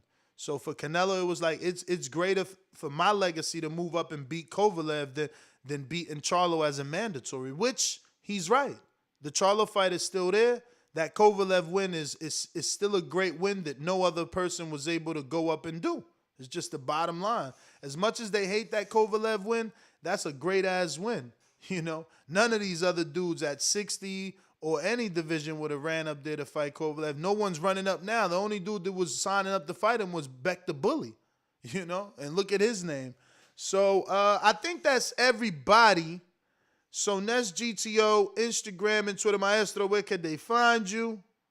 You can find me at Maestro A in English. That's my YouTube channel. It's growing little by little. I'm like the little engine that could. Actually, hold on 1 segundo. Jonathan Sims, is this a counterpunch? It is yes, a counterpunch. My bad, brother. That's the second one, right? Back on the 18th, I sent you one too. Oh, so we're gonna go ahead and put the time clock for 2 right now. Get that good. IOU out the way. Nah, because it wasn't for me. It was for J Mac because he was cooking. So we'll just charge that one to the game. I ain't on that. You gave me my time. You always give me time. So the reason why I circle back around, because I'll say this, because I think everybody has really good points on this situation. But here's something I never hear nobody talk about. What if Canelo fucking loses more than once? All that waiting was for what? And this is why I say what I said about Earl and Bud. Who's in whose plans? If Canelo is in your plans, then do what you got to do. Yes. But don't be a part of Canelo's plan, and then you're just following this man, because if he loses, then what? We all know, don't put your eggs all in one basket. So we say create your own lane, clear out your division, maybe move up 2 divisions and make Canelo come after you. Ness made a good point a couple weeks ago. You don't box a man by being a mandatory, right? But what I will say is that's part of the equation. The total cost of ownership, being a mandatory, having something he wants, building your own name. Maybe you become your own fucking cash cow. Like, why does everybody have to chase Canelo? Do your own thing. Move around him. Like, I just don't get it. Because if he loses, is boxing dead now? If Canelo retires, what happens to boxing? Do all I these mean, this is dudes the just same thing they said about Oscar and then Floyd after him. They always say that about the cash cow. Boxing's dead if Oscar retires. Boxing's dead if Floyd retires. Now it's going to be the same. What happens if Canelo retires? I'm not saying it will be dead, and I'm about to go. I'm not saying that it will be dead, but this is part of the problem. If they create their own name, create their own lane, make their own way, now boxing is bigger, and we have more cash cows to get these other fighters fights. But if everybody's chasing one guy, if that one guy lose, die, gets hurt, it's over. That's my call. And that is actually Good call. That's two counterpunches there. I made sure to give you what I owe. I got, speaking of counterpunch, got my man CYP with number 10. I think this might be a record on those.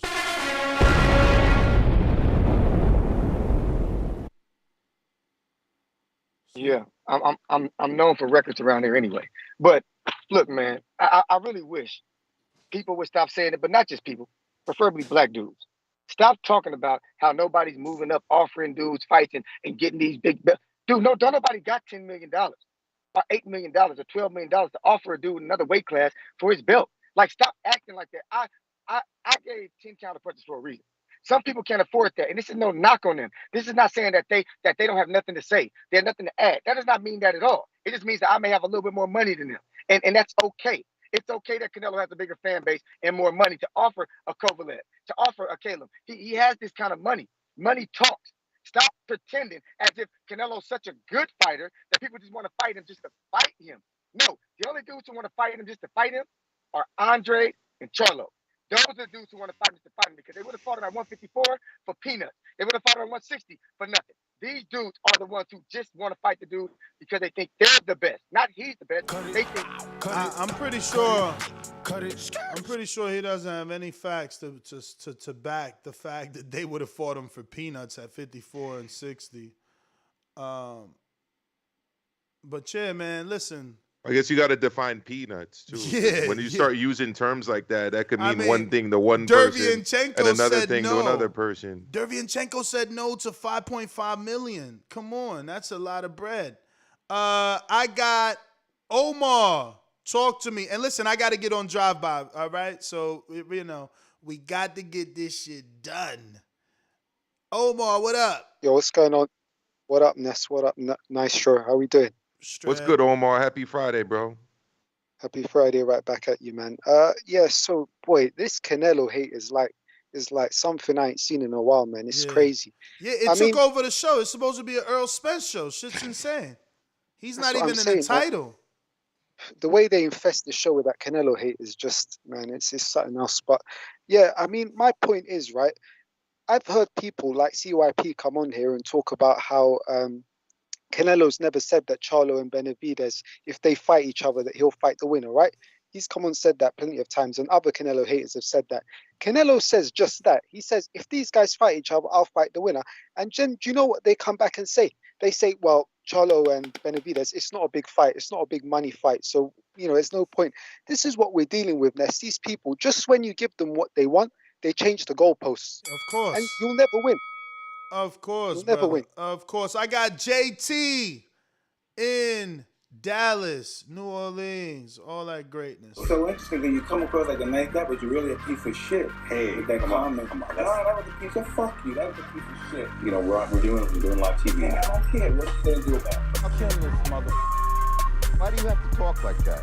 Well, I'm talking to you the way I want to talk to you. You have a problem? Turn off your station. I'm the best ever. I love that intro. It's a good intro. Yo, Ness. What up? What up? Yeah, I think what CYP was saying is peanuts, because back then when they were trying to fight Canelo at 154, he was fighting at 155. I don't know if Canelo was making the money he was making now. Of course, Canelo was still making decent money, but back then they've been trying to fight Canelo before Canelo really became Canelo. So that's what I think CYP is saying, and that's the consistency. But we could go back and forth on this topic talking about is Canelo hate. And give me a counterpunch too to add on to this call because you're going on drive-by. We could go back and forth. Canelo do some flaky shit. He get a pass for it. Okay, Andrade and Benavidez don't want to fight or they should fight. It's like we all throwing curveballs different ways and stuff like that. Canelo Ben was supposed to fight them dudes. He's always coming up with excuses why not to fight those guys, and y'all still give him credit on that. The fighters he just went undisputed with was trash in the division. He could have had a chance to go undisputed at 160. He had a chance to go to undisputed at 154, but he just decided to move around away from that division. So I mean, we could go back and forth. If y'all don't want to point out all the details, I think that's when the bias becomes about with these fans out here, because you're not looking at every fighter doing it. Errol Spence getting criticized for that and stuff like that, and he's trying to clean out a division at 147, but he's not going above where he went the other way, but he's still in the division trying to clean out that division. So that's the difference between those two fighters. And also, Maestro, you moving down to Dallas? I gotta get the clearance from my wife, but I do like what I've heard about it for sure. 100%. Oh yeah, it's a nice city, man. I mean, family oriented and all that. I just moved up here. I've been out here about a year and stuff like that. I like it out here, man. That's like cool. I said, I'm from New Orleans. My brother out here. He been out here for years. Kids out here, we do that boxing thing down here, and a lot of people are starting to know us. And we only been out here about a year because we go to every gym and we get to work and stuff That's like what I'm that. thinking, because it's not far from the east, it's not far from the west, and it's close to Mexico too. So it's like ideal. Yeah, I definitely like to meet you. Put a face with a mouth, I guess. Because you talk a lot and all that. So I mean, that's all I got to do. But I'm tired of that Canelo bias. That's what I can't stand. I can't stand when somebody come on here and be biased to Canelo and don't point out all the little things, the little fuckery shit he do as well as these other fighters. That's my call. All right. And I got James Payne Lethal. What up, Tennessee? James Payne is my name, partner, how about you? Standing on my property and I'm gonna see about you. If I come out on my porch, I see you chilling in your wheel. Boy, I hope you know somebody, better be waiting on the bitch. James Payne, baby, see me pissing on the post. If we're playing basketball, you might see me in the post. It's me, checking in from the great state of Tennessee. It's your boy James Payne, Mr. Lethal himself. And like I know the best part of waking up, y'all know the slogan from the 80s, TBV in my cup. And shout out to the TBV alumni that made that slogan world famous. Ness, I just sent you a counterpunch so I can make sure that I don't get cut short this time. Got it running together like you asked. Yes, sir. Let's get into this call. First off, Mr. Errol Spence, the truth. I've been a fan since 2012, my guy. I'm still a fan, but I am still on upset watch against Ugas. I think people are sleeping on Ugas. It's not about how many losses he has. It's about him being at the right place at the right time to do the right shit and this pull off the biggest upset against Errol Spence. And I still got doubts. I mean, this is the second time that he's stepping into a fight, no tune-up, and he's coming off of a very significant setback. So I need to see what Earl can do, and I'm rooting for him. I really want him to pick up the third belt, but I got to be honest, as far as a historical standpoint against Pacquiao, I don't think that Earl is on Pacquiao level as far as historical achievements, but he's well on his way if he can pick up this third strap and hopefully give us an undisputed against who y'all want to see, because Pacquiao fought the people that we wanted to see, and there's still people we want to see Earl fought that he has not fought. Moving on, across the pond, there's only one Tyson Fury. Hey, so let's see what he can do as he returns home to the UK, man. Will he be loved or will he be hated? We about to find out. But I gotta admit, there is a roadblock standing over there. Could it possibly be that there are banana peels in the ring and that there is a body snatching hard hitter looking like a gorilla waiting to dethrone him with a one and done, a chance to get the belt and skedaddle?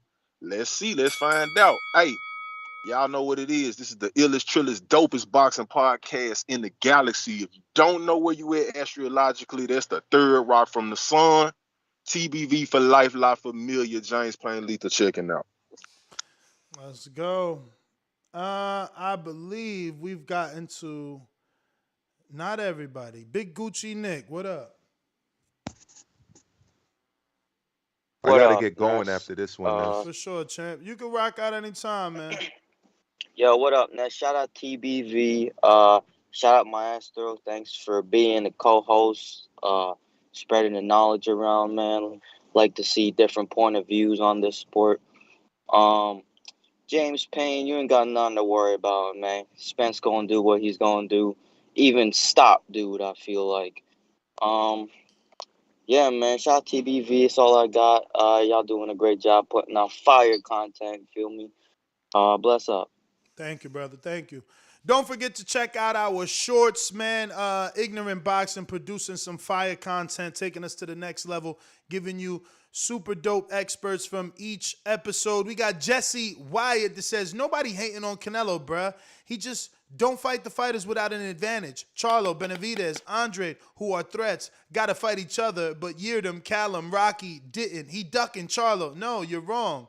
Actually, Yeardom, Cali, Rocky did. Didn't they? Callum definitely beat Rocky, and I want to believe Yeardom lost to Callum too. Well, Callum also did something that I found very devastating, which was, knock out Lenin Castillo. Yeah, like brutally, really badly do it. Something Bivol couldn't do. Yeah, and I'm not gonna like somebody, I forget who it was, called Canelo opponents trash. Like I don't call boxers that, but I definitely wouldn't call Callum Smith anything close to that. Like he's a high level guy, man. World Boxing Super Series winner, trophy winner, titleist at the time. Like he was a real guy when Canelo fought him. So I don't really understand that. But Ness, thank you for having me on. Appreciate it. Thank you for rocking out with me, fans. Where can they find you for everybody? Because they're gonna be wondering where can they find the Maestro of I Boxeo. can't drop the link in the chat, so I dropped it in the Skype. But right. YouTube.com/Maestro A. If you look in the Skype chat, it should be up in there. That's my YouTube page. But I want to wish everyone a good Friday. Enjoy the fights this weekend, and time permitting, I'll try to come back on next week. That's right. It is Friday. I put the link in the chat. YouTube Maestro. Go ahead and click on that. Thank you so much. Fuck, J-Mac with a counterpunch. J-Mac, you gonna make me late and in trouble, bruv. A-side boxing, stopping all 147 pounders. What up? Hey, Ness, I want to invite Maestro to Dallas. It's a beautiful city. I mean, I live there. I've been living there for years. I love having boxing talk, especially face to face. Ain't nothing like receiving that energy that people think I can't reciprocate because I'm an internet gangster, a phone warrior, and all that. I never said any of that, bro. Like, not you. I'm not you. That's my little chat bitches. I gotta shout them out because they love mentioning that, my little chat fans. I call. Boxing gods. Clock's running though. Where you at, fams? I'm up out of here, but do your thing, champ. I didn't want to. They gonna keep me in the middle of his call. I got another counterpunch coming in from CYP, man. He going for number 11. He making sure that record don't get broke. Chat bitches, that they know who they are. Shout out. But I would love to call into the show. I yell, I scream. Oh, champ. We got CYP coming right back at us. Number 11, a record that I don't think will be broken, but records were meant to be broken, so who's going to break it? CYP, what up? Yo. For one, the African dude who called in booty scratching. Listen, ain't nobody said that David Benavidez and Charlo should not fight because it's not a big fight. No. All of us on the back call, all of us here, we want them to fight if that gets them Canelo. Definitely. But you like to make up shit to make an argument. Everybody wants that fight, especially if it's gonna lead to Canelo. Now we got a promise. Let's get it popping. I want to see it happen. Secondly, Dr. Mofongo, Please, I'm gonna try to be respectful because I've seen your border wars. You've never been in a fight in your life, and you got your ass whooped like a child. Like a child. You got beat like a child. Please don't disrespect me in that chat unless you can throw real hands. Real hands. Because Doomy's not gonna be able to save you like he saved you from homeboy stumping a mud hole in you in an actual boxing ring. You can't fight. Please leave me alone. Don't insult me. You cannot you and anybody else, you can't, because we know you can't fight. CYP out. All right, ladies and gentlemen, until the next time, which would probably be tonight because there is going to be a live fight chat for Jose Pedraza and Ramirez. I'm definitely doing that, even if I'm alone. J-Mac, come on down. You're going to get me. I'm ready. We don't hear you. J-Mac, click. What up? Yo. Yo. Yeah, I'm ready. Yeah, I hope Maestro come to Dallas. I would love to meet him. I don't know what y'all heard, if it's in the ring, if it's a boxing talk. I just love to have, communicate boxing. That's why I call in every day. I think some of you clowns get my passion mixed up with my energy just because you don't know how to reciprocate it. But I mean, there's always places and functions that you offer to where we can meet each other and have these face to face, but they rather just chat bitch shit from the chat, which is confusing to me. It's like a safe place, but I get it. When you are comfortable, you're safe. Nobody can throw a punch at you. Nobody can throw a rock at you. We can't even throw a spitball at you if we try to shoot one. I get it. You chat shit because you're comfortable. But Maestro, Dallas is a beautiful city. They got a lot of stuff going on. A lot of black families do have a lot of success out there for its business and everything. Boxing, please come to Dallas. I would love to meet you. That's my counterpunch. All right. That is the end of the show. NestGTO, Instagram, and Twitter. Catch us on the next one. Damn, my man. Oh, James, you ain't got your hand up. You good, right? My man Benitez? You good. Going one time, two times, one time. He said, I'm good, I'm out. Peace.